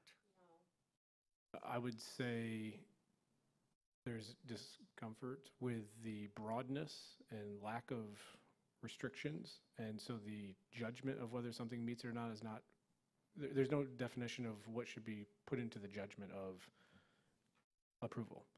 So we're looking to Body, put we can say, guidelines. No variance goes administrative, they all come in front of us. Correct. There are many that has become before this LPA and the council in the last year that would fall under could fall under administrative variance. And we've elected not to do that and bring it before this process. The question is, it's somewhere between anything, which is basically what it is now, and nothing, And nothing. right? And I think it's closer to nothing, but it's maybe not all the way to nothing, is. Nothing, we can keep it at nothing. I mean, that's. Right, I mean, the simple that's answer, the you can reduce, well, and the other suggestion, just for, I guess for the legalese part of it, is to stop referring to it as a variance also, refer to it as something else, such as, where was it? Administrative setback modification, because of the legal considerations under the term variance, but. All right, so I'll start with a narrow scope. There's some examples that we've had from other places and the actual language for you, and then you'll decide whether you think it's too narrow or maybe even too restrictive. Is that okay? That sounds good, but I still would like to raise my point that earlier that I don't know whether the town council have they had any discussions at all about considering the actual setback requirements as existing now, to consider increasing the setback and side yard and front yard setbacks? It sounds to me in our general conversations that's part of the discussion of height and impacts on these taller structures. And I think that discussion, however quick or slow that goes, it's critical to have this discussion too in concert with that, because we don't want to create more non-conforming situations and not have a defined way to go about it when we have to address it. Because every time we change, regulation, it has that ripple effect on existing structures. So, no, not specifically, but I think that's, to me, it sounds like, when I hear everybody talk, it sounds like that's the conversation of, what are we going to do with height? What are we going to do with that impact on setbacks? Is setbacks a way to solve some of the height and air and light questions? We haven't gotten there yet, but that's a conversation. Well, I think it's time to end thinking about it and doing something about it. I guess the bigger question is that something that we bring up to them? So that's on your list. Remember, height and And architectural appurtenances, so that's the next version of this will be, I'm going to try to deal with that issue. Okay. There's some I forget what it's called, light sun plane regulation Yes, in other communities. There's other ways to deal with that feeling of closeness The corridoring effect. without necessarily changing the setback, but then you could also change the setback. So that's my goal, that's the next round of this. Because yes, that is on your list, and you should have that discussion. All right, That's so are we what closing- I've tried to get, so I think I have some direction on that for each of those items. So that's what I wanted with this. We'll do some research, we'll provide you some general kind of concepts, narrow those concepts down, and then bring you back some things that match generally what we think is a better direction. And then so with this one, you'll get more specifics in language on the next one, and then again, we'll do this same format with some of those other issues. I have a question, just a question, because I'm curious, I'm nosy. Submitted by, tell us a little bit about these other people. You say you refer in here to the planning team. You got Yeah, so we have Lewis. Calvin Giordano and Associates is a Yeah. consultant working with the town, working with us on some of the research. And they've rewritten codes all over the state. So their understanding experience of this same issue, they've drafted this stuff for other communities. And so they have a good, I guess, history on what other places have done. So yes, they're helping us with the research and what they have seen works and doesn't work. Or at least what people thought they wanted, and then what happened after the fact. That's Sarah, yes, so that's who that is. So did you bring them in, or the council? Yeah, that's under our budget to have the consulting services for that. What's LEED, APBD? I never, It's LEED certified, has to do with the different levels of, I guess, Green building. green building. Green building. I don't know what the BD and C, but the lead part is environmental, so. Okay. I've got more letters too, I just didn't want to bother with them if you know. So it sounds like we have a consulting group, and what I guess ultimately question is a consulting group helping draft this stuff. It's a team effort. Okay. Yep. Yeah, okay. And I give them the just- general concepts of what we're trying to accomplish from the direction, and they do research. I'm and not being provide- critical, I've just been being curious. Yep. Okay. So that's And I never saw so many alphabets after a guy's name.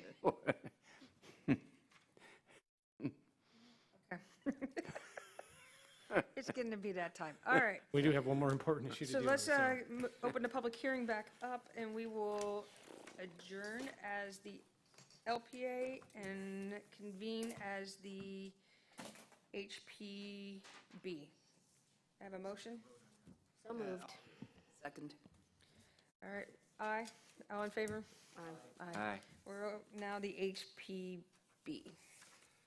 And before us is the finding of consistency with Section 2275, meeting the requirement standards for county, state, and national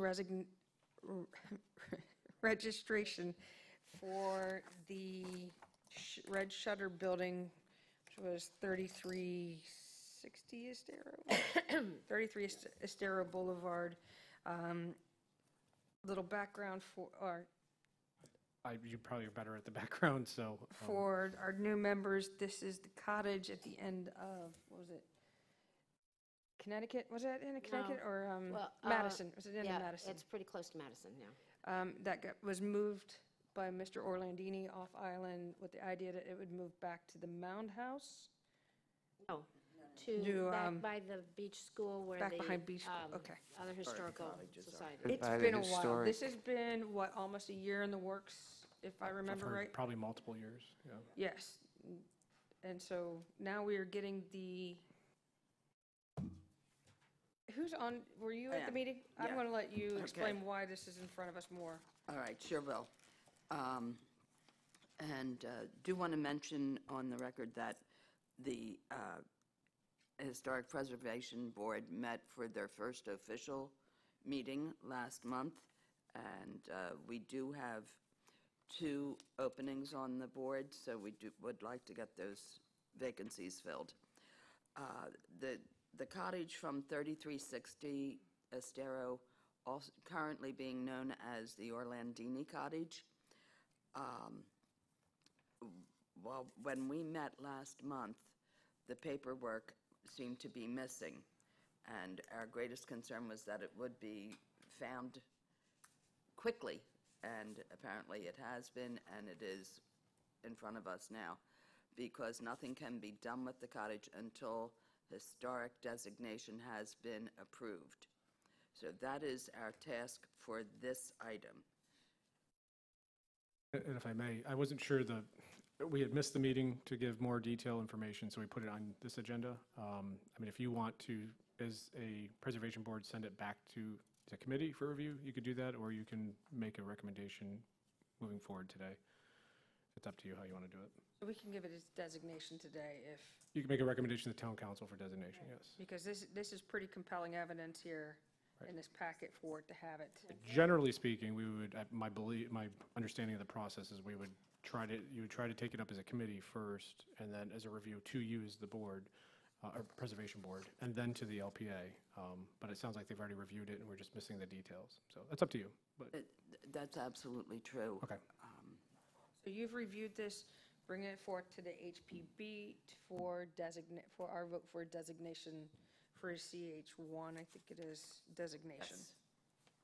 Yes. CHI1.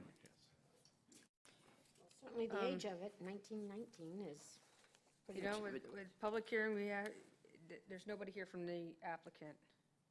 Unfortunately, it doesn't, no.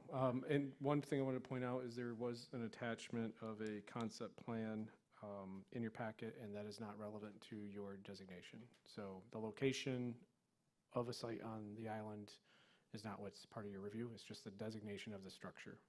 And the reason for that is because it cannot get an address on the island until it has the designation. It's a chicken and egg situation, so we must get the designation first. And we technically have to review the site plan for wherever it ends up going, so, yes. I had one quick question on the application. Joe Orlandini is putting forth the application. Is he the official owner of this building now? He is, yes. Okay. Any Will questions? it be known as the Orlandini Building or as the Red Shuttered Cottage? What is the Right designation's now, name? for purpose, it is currently being designated as the Orlandini Cottage, but I'm quite sure he would not mind if we called it the Red Shutter Cottage going forward. We've referred to it as an agenda, not that that means anything, but Just to keep it straight. most people seem to know what that red shutter cottage is. All right. Do not have the applicant, unless, any public comment on this?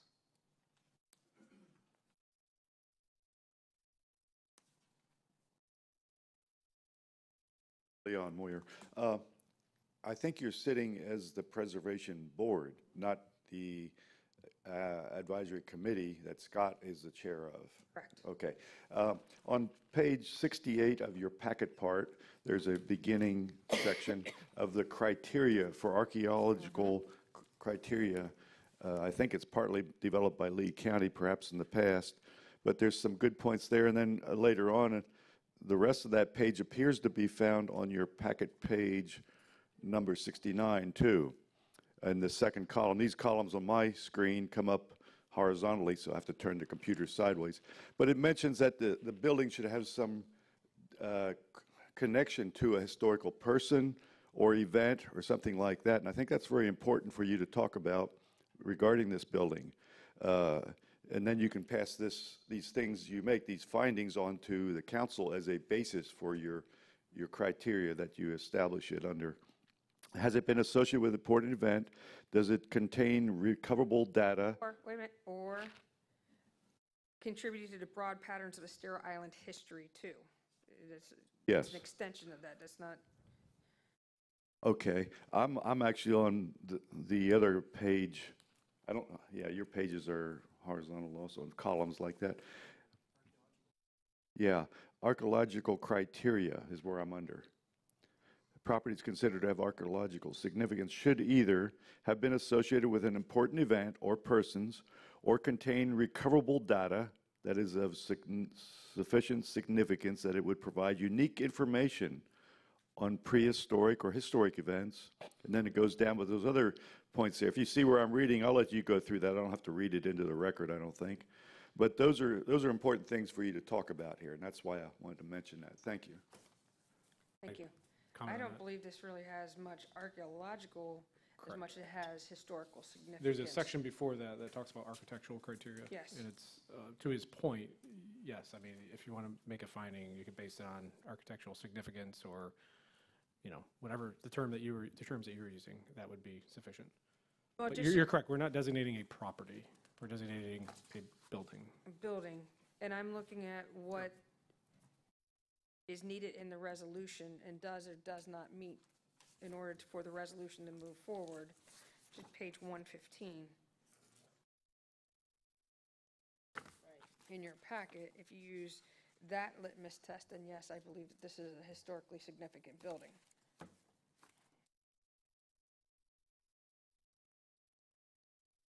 Well, I have a question about the procedure. Is your group, you're recommending this, I assume? Yes. I mean, you've been through all this. That's correct. Why do we even have to go through it all over again? I mean, why do we I have get the it. one agency that That's our refers it advisory to committee. us, our Right. agency, and then we Yeah. refer it to the Because land they development are code, your, to they're the your town committee. They are your committee. So you are the agency, which also is the LPA, but you're the agency. So that's why them as a committee do the research and present you with the findings, and then you make the recommendation essentially. I know. But I there's- think his Well, question is why are what we was the even- point why of we- making them an agency? I thought They're that a was to commi- give them It's like what we do more for the town jurisdiction, council. really. No. And It's more- like what we do for the town council. We do the study and make a recommendation to the town council. They do the study and make a recommendation to the LPA, and then we pass it on to the town council. I understand it. I'm just questioning whether we have to have 3 levels of review on this I thing. don't, yeah, I agree. But, you know, Due process, that's why. Yeah, I think, to me, this, as the outsider, it sounds like the intent was you had more people involved that have historic background and knowledge. I think the conversation about the pool and the swale for a variance is kind of the similar conversation in that you have people that understand and know the history, and so they can give you input. But the way it's set up, they do not make a recommendation directly to the council. It's, you have to make the recommendation. There's nothing that actually says that they have to review it either, but they're kind of the research and gather all this together for you, arm. well, based on the table 13-1, historic buildings identified in the 1986 survey, it made the list, so it was included at that time. And the fact that it doesn't have tremendous architectural criteria, but it does have history to the island, and, you know, it has been here since 1919, which certainly makes it historical. So I think it meets that criteria. It was also identified in the 1992 historic survey too as well. So, I mean, the fact that there's this much paperwork on it has a lot of history to it in itself.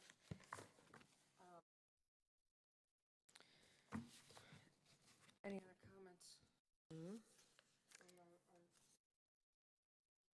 Any comments from our HPB members? Would somebody like to make, closing public comment, would somebody like to make a motion? If it helps you, I think you read from that section that you referenced, page 115. If you want to make a motion to basically number 1 on page 115, that first number 1, you're basically Reading that? picking the option, right? The structure or the building does, read the rest of it, and then the, whatever you pick, does one of those A through G's, which it sounded like you were saying C, but I'm not sure. Well, I would move that we approve the determination of this as the designation, rather, designation. Here's we have to there's not a formal resolution written up. It looks like this is an old resolution as to how to write a resolution up. Oh, 115, page Yes, 115. but this is an old Starting one. with the findings and conditions. oh, is there one in here? Yes, page 115. Oh, Basically, if you read 1 with, pick whichever option that is, which is, I think, building. And We do then- not have a resolution number for this. Was not, or It would be would make a 18-1, because I don't have the reasons for it, so. okay. Right. So technically, you sign resolution number after you do a resolution, Okay. but I can tell you it's going to be 1. I see. Historic I would move that we approve the proposed resolution set forth on page 115 of our packet, at SEC 115 and 116. That we find that in paragraph 2 that we find that affirmatively on all the necessary findings.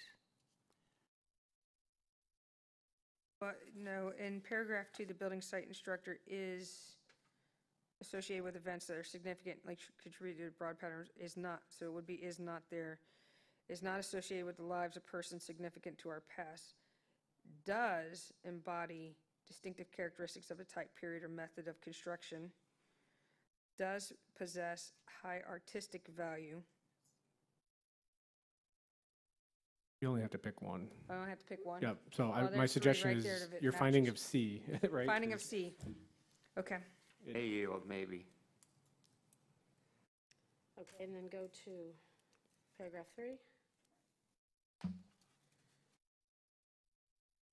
Building site structure does meet significant integrity criteria for historic designation. It does possess integrity of location, it does possess integrity of design. Do I have to pick one, or? Those are all ands, Okay. which is why we show you the pictures of the internal and all that. Does possess integrity of setting, and does possess integrity of materials, and does possess integrity of workmanship, and does Feelings. possess integrity of feeling, and does possess integrity of association. Yeah, that's just what I was going to say. And HPB makes the following findings in fact in support of conclusions reached in the subparagraph 3.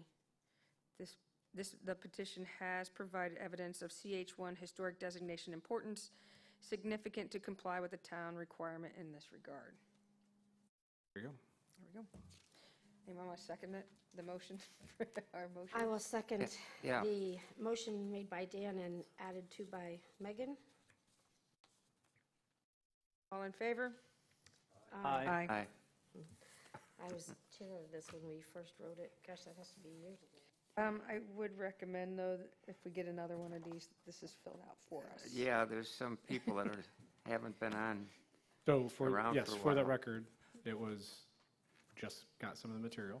Didn't know which way you guys were to go, if you're going to send it back to committee or whatever. But yes, in the future, If the committee's making a recommendation to us, I believe that we are at least do the resolution so that we can either send it back with the resolution or not. so the timing of this was not known on our side, if it was going to move forward or go back to committee. So that's why. Because again, it was an incomplete application at first. Megan, there are a couple of other items. Go for it. And thank you for approval. One of the other things is, we want to know, do we have a budget? Can we get that information? The committee? Yes. Or, oh, okay. I don't know. Okay. And that is because our second objective is to identify and save or preserve in some fashion other cottages that are on the beach. And mostly, the next thing that we'd like is to find a way to delay destruction of the existing cottages so that something can be done and can be done in a more organized and approved fashion than what happened with this cottage, which has taken over a year and a half to get resolved. So we want to find a way to fund the salvage and place to store the salvage, et cetera. So these are things that we want to have everybody know are needed at this point. So the process is in place, once if, and we're in the process of making sure that our records are tied to the properties and the structures where possible, so that when a demo permit or other building permit comes in for these, then we know something triggers, and there is a 30-day delay. I think it's 30, Jack, I don't know if you know the number date, but it's about 30-day process that we're up to, allowed to kind of delay until there's a means possibly of removal and relocation. Is there official policy on this? Or is it just we can kind of delay it? There's, I don't remember the number of days, but there's yes, there's a max number of days that we can wait before and ask them to find another place for it to be, instead of demoed, have it be relocated. The problem is, to your point, it comes up to somebody else having to pay for it probably and do all that. So, but yes, we have a process, the town has a process that can allow up to, I think it's a 30 or 45-day delay. One of the suggestions that we came up with was to put a notice in, say, the water bill, and have all of the island who receives water bills get this information that we are trying to preserve the cottages. And of course, we'd have to pay to get an insert into the water bill, and we'd, need funding for that. And also, the 30-day delay will only work if we know it's a cottage that we want to salvage. And that it's for sale or whatever. All of that, so. No, our hands are tied as far as the time frame. Whatever that time frame is, that's our max. And then beyond that, it's up to the owner or whoever to cooperate. Can the HPB direct the HPCA or AC, I think it is. to look at, LDC look at ordinances and find a way to, and make recommendations up to the HPB on how to, processes and policy changes that may be needed in order for us to identify these, fast track them through, and come up with a streamlined process that Party A and Party B can get hooked up, we can get the permits moving forward, and we have less of this year-long process to get something like this done. Yes. So, One other recommendation that was made was to put a fee on a demo, that, if they were going to demo, they would have to pay a fee. That's just a recommendation. chance that we could use the planning consultants to help them? Do some research on this, on other areas, on how other towns handle this? Handle the waiting period process of what Well, the happens, or ability the up to. Track it. The whole process on, is there, I'm sure there's other historic communities that have some sort of process that identifies these buildings, puts some sort of stay on them until some sort of resolution can be made as to if they can be saved, not saved, moved, vice versa, Sure. should they even be saved, and then, So you've already done that through that comp plan. You mentioned that list that was in there. Problem is that's outdated, and there's not a lot of tracking of what's happened to those structures since then. So yes, honestly, there's some of that is starting to occur. I understand from a couple people have taken it upon themselves to start going through that list. Yes. And look at the structures and see if they're still there, if the address has changed for some reason. What we are going to do is then take that refined list and put it into our new permit tracking system, so that when a building permit application comes in, it'll pop up and show that that is designated or was listed as a historic structure or property. So we are taking those steps currently to do that. I guess what I was trying to get at is that, yes, we've identified them. Right. But- Well, now we got to re-identify because. Re-identify yeah. them, okay, so we re-identify them, but now we have to go through all the red tape here and everything that can be a lengthy process here that could be prohibitive of getting a cottage saved. My question to the HPAC to bring to us and as a general whole, are there changes that we can look at in our code to streamline that?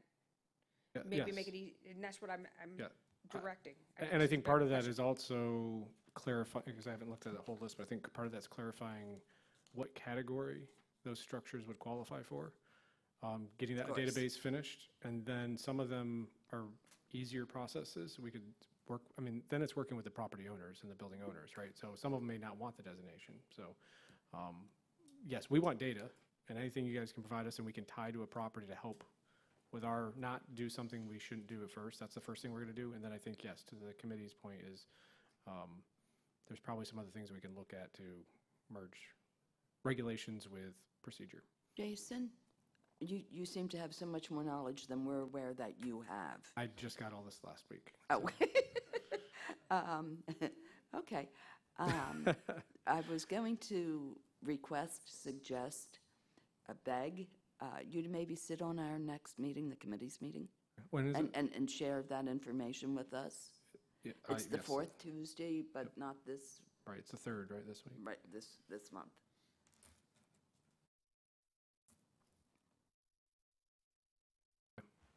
And I've tried, it's just with the schedule, it's been crazy. But Thank you, we'd sure appreciate it. sure, I think there's a lot going on, right? I just is kind of be in the middle of it. There's a lot going on that people are doing and haven't made public yet. So I think as some of this is going to come out into the public, that there's a lot of people working on some of these things that tie up loose ends. That's ultimately what we found is the first step. We need to get the right data, get the right things into our system and property tracking system, and then from there we will take the next steps of our regulations. I'd just like us not to be seen, us being the town, as one of the roadblocks to getting these cottages saved and not worth a homeowner's time, effort, or energy to work through. I'd like to see us, as the HPAC, figure out ways to, and HPB, to not make, to help the process along, not be the roadblocks. I may be wrong, but I think in my mind, the best way to do that is to then work on identifying what type of level for each of these structures, or confirming that something that was labeled before is correct, and then starting that process, whether it's an outreach, public outreach to those owners or what have you. Because to your point, if it takes 30 days to go through this process, and they've only got 30 days delay, and they don't really want to delay because it's money, then they're less likely to cooperate. So if you can do that designation ahead of time, or at least get the documentation prepared, then yes, we can pick up some speed there. But I think, though, as an idea, though, if I get I'm more scared of the designation ahead of time, because now what are my limitations by having the designation? It also has the chicken or the egg. It also has some benefits. Yeah. There's some. It does. There's some but property benefits to it. I think there's sometimes historic designation and not recognition, but historic designation is looked upon as a hindrance. Then- Possibly if they had the recognition of significance, that it could easily be upgraded because all the paperwork is done. Valid point. Yep. Or The more maybe- we know or ahead of maybe time. Going from recognition to designation does not need to come through us. If they've already gotten a recognition from us, gotcha. the designation, if the paperwork falls in the place, it goes directly to town council to fast track it. I don't know, but it's for our advisory committee and town to figure out, but I'd like to see us not be the holdup. And I will, that's a specific policy question that I will research for you, that, or get a consultant to be included on that. And I think the historic, is the Preservation Advisory Committee of the Historic Preservation Board of the LPA of the town of Fort Moresby. There's a whole lot of letters for you. Excuse me. I think they should make written, couldn't they make these findings and then, and submit them and say that they've made these findings? That doesn't take away our jurisdiction from having to say we have too, but I think rather than just an oral report from a member of the committee, we should have, they should have a Resolution report to us saying that So they've found they've made these findings, and they recommend we accept their findings. well, this was, I wasn't expecting this to be on this meeting. No? None of us were. I was able to do it Okay. on top of everything else because Okay. we threw it on there and I had the information, and some, Christmas elves were able to bring everything together. Well, I so. understand. I'm just, So I think in the future. I need somebody to confirm for me. I think is a normal process. We hand off information that comes into the committee, and then they'll review it, make a finding, and then hand it back to us. Then we'll put it on your agenda, and then you'll review it, make a recommendation based on that, correct? Yes. Okay. We will work out the timing on that. I think with the 4th and the second Tuesday, it should be okay. But I understand. We didn't have that. We didn't have that ability this time. I We got understand. all the information after their meeting, essentially. So More comment as the HPB? No. Okay, I move that we adjourn as Historic Preservation Board and reconvene as local planning agency. I second Second. that. All in favor? Aye. Aye. Okay, next on the agenda is the LPA member items. Tim? You have anything? Jim? I always have something. Jane? I want to say how much fun it has been getting into the spirit of Christmas on the island and off island with all the different groups that have put on things to raise funds for our children on the island. I think they were all done very well and attended well and were fun. The boat parade was fun. Lots of good things that we do here on the island to put us in the spirit of Christmas if we don't have the weather, and certainly now we have the weather.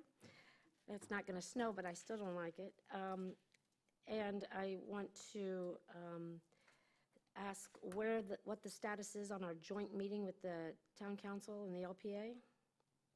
On my items too. Is the date been set? No. Why? Why can't we get on the calendar? Ask the council that, I don't know. But we're supposed to, we've gone to We've the council asked. and asked, and they said, that my understanding at the meeting that I was at was that they said that you were going to bring it back to them with a date. I don't know. Okay. That's, but Okay. the chair, I guess, the council and the town manager can work those dates out. I can't answer that. Okay, and on the minutes of last meeting on page 3, or packet page 5, I had requested information on the property that was being flood-proofed at the foot of the bridge. And Jack, you were going to email me additional information.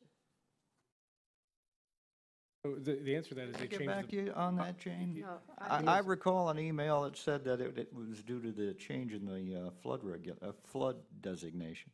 Several years ago, they changed it from a V to an A. So that building is outside of the V zone and can be, commercial at ground floor can be remodeled and flood-proofed. Yep, I think the line. I thought there was an email, I'll check. The line goes behind it. I don't remember the year, but it was a couple years ago. Okay. You had a question on, you also requested on page 4, a survey Survey for map. the, I did get one that was hard to even really see. Can we get anything better than that on a bigger piece of paper? Let's see, I can look. Sometimes the scale doesn't print well on a bigger scale.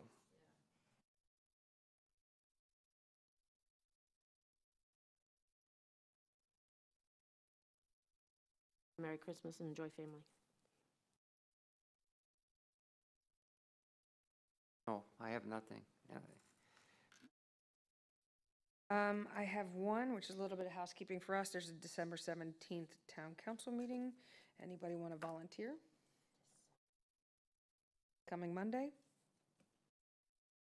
At graduation for my daughter. Okay. All these issues. What will be up? What will, I'm sure that the Two special exceptions. two special exceptions will be there. The Will our historic. will be there. Anything else that we need to know about beyond that agenda from previous meetings? I'm trying to think. There's a lot of things on that agenda, but I think they're rediscussing the EC stuff that we talked about. Okay. They're discussing maybe street performers. There's a Which bunch wasn't of us. carryover items that wasn't you. I think that's it. Okay. There's a bunch of carryover items from the M&P that they had. If not, we could do that, I think, on the 17th. Is it okay for me to say that we also think they should be considering about the collateral issues that were raised regarding the ordinances themselves, wholly apart from the action we took on the exceptions and the variances, but that they should be, that we would like them to be considering substantive changes to the ordinances? do we want to do that then, or do we want to do that in our joint meeting? Okay. I mean, the joint meeting will be a public record, correct? Yes. So, I mean, we could bring it up there, have a larger discussion as to how to move forward with that there too. That on the list, Jason. Can we schedule this meeting via email? Can we send a mass email? It becomes public record then. Anybody can make a request of just to schedule a date for us to get together. I think what we'll do is we'll poll the members in regards to what our possible dates, that is, dates when you are available individually, and then we'll get back with, some sort of compilation of what works for everybody. Why don't we put together some dates to ask them while we're here, instead of waiting another month for them to do it and then us to get it? Do that. Okay. I think the last discussion I heard was whether they do it on the same as an MMP date. So they do their MMP meeting and then host this, or do it in conjunction, and I don't know where that went. So I think they were thinking of the second Thursday or something, whatever. But it is, if we do Thursday it in after. conjunction with the MMP, are we waiting till the end of the MMP to do us, or before, are we sitting around? I guess for somebody like me that works and others at work, it's a little difficult to rather than have a meeting, say it starts at 9 and we're ending at noon with our work set on this date. I know we're Honestly, I kind of don't know splitting that. hairs a little bit, but Can the chair call the chair? I mean, maybe it'd be beneficial to call the town manager or the chair as the chair, because they've discussed dates and I haven't heard any date yet. so they did discuss dates. On the last MMP meeting, they were discussing dates for all these things, and I haven't seen a schedule come out of that.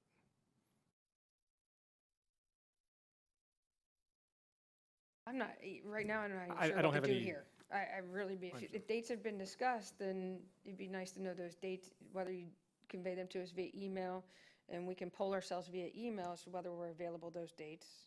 I have not been given any dates or any options to ask you about.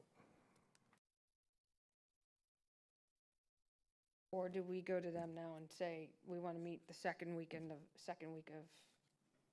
January, or third week of January?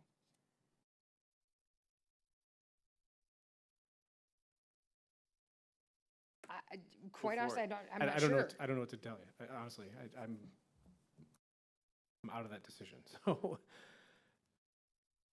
Like I asked, can this be handled somewhat via email? Yes. Okay. So let's see if we can't get those dates that they discussed at the MNP, communicate them to us. If they're not, if they didn't discuss them, then we can poll ourselves via email on some dates that work, and then take them to council. I think we can handle that. Okay. and I'll get what they talked about. I don't believe it was specific dates. I believe it was, do we put it with an MMP? Do we pick another date? Is it January? When is it? I think it was a very general conversation. That's how I recall it, yes. So it was more general, all right. If they had said the 7th or the 15th, I would tell you that, but that's not what was discussed. All right. So no more LPA member items? Town attorney items?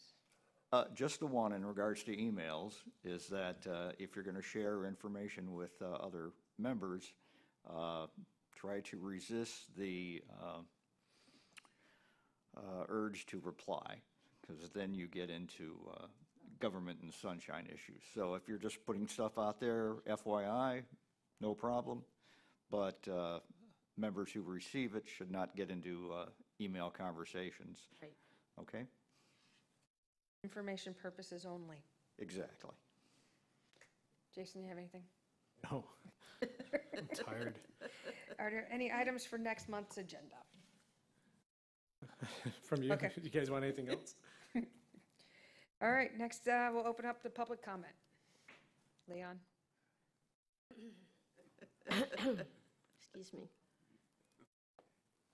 Good afternoon by now. Leon Moyer. Ian. On the home page for the town, they list all the ordinances and resolutions passed, and you're up to number 43 already for the year 2018. So your resolution will probably be assigned a number, maybe like, I think, 44 or something. But that's up to staff and town manager and the town clerk who keeps track of all these things.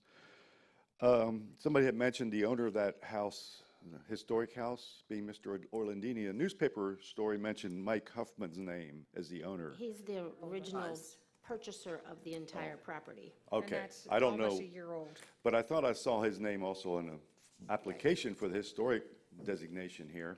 I don't know what role that might be. Anyway, I wanted to mention that. Now, also, I mentioned, you mentioned earlier that there's a problem with this beach rental ordinance, and the time period. So I went back to when that ordinance was passed in 2015, and guess what? One of you was on the LPA back then and voted to pass that ordinance with that restriction in there of only 1 month, and that was Jane Plummer. She remembers. And I have it right here. Ms. Plummer questioned whether the issue was being directed by Rita Belbin and so on. Actually, you have like 3 pages of minutes from the LPA meeting back then. So that's very interesting. But those are the things that come up, and it's why it's very important when you pass something like that and pass it on to the town council, who will eventually take your word that it should be passed, probably, that you research the implications of what you're doing, because it has ramifications later on. So I just wanted to bring that out there. I don't think, Joanne Shamp was on there too on the LPA at the time, and she voted to approve that. And now, of course, they're having to deal with that issue at town council level. So, well, thank you for your time. You had a very informative meeting today, and I just wish you'd serve lunch. Yes, really. All right, We all do. closing public comment. There's no one else here. Oh, no one. Oh, Well, Missy's here. Missy. Nice. Drove them away. Thank you, everyone, Couldn't stand the excitement. for your time, effort, and energies on this. Thank you, town, for putting together all of our items for our agenda. Motion to adjourn. Motion. And a Second. Second. All in favor? Aye. Happy holidays, guys. Happy holidays. Yeah, Merry Christmas, everybody. And here's another 200 pages of recycling. Right?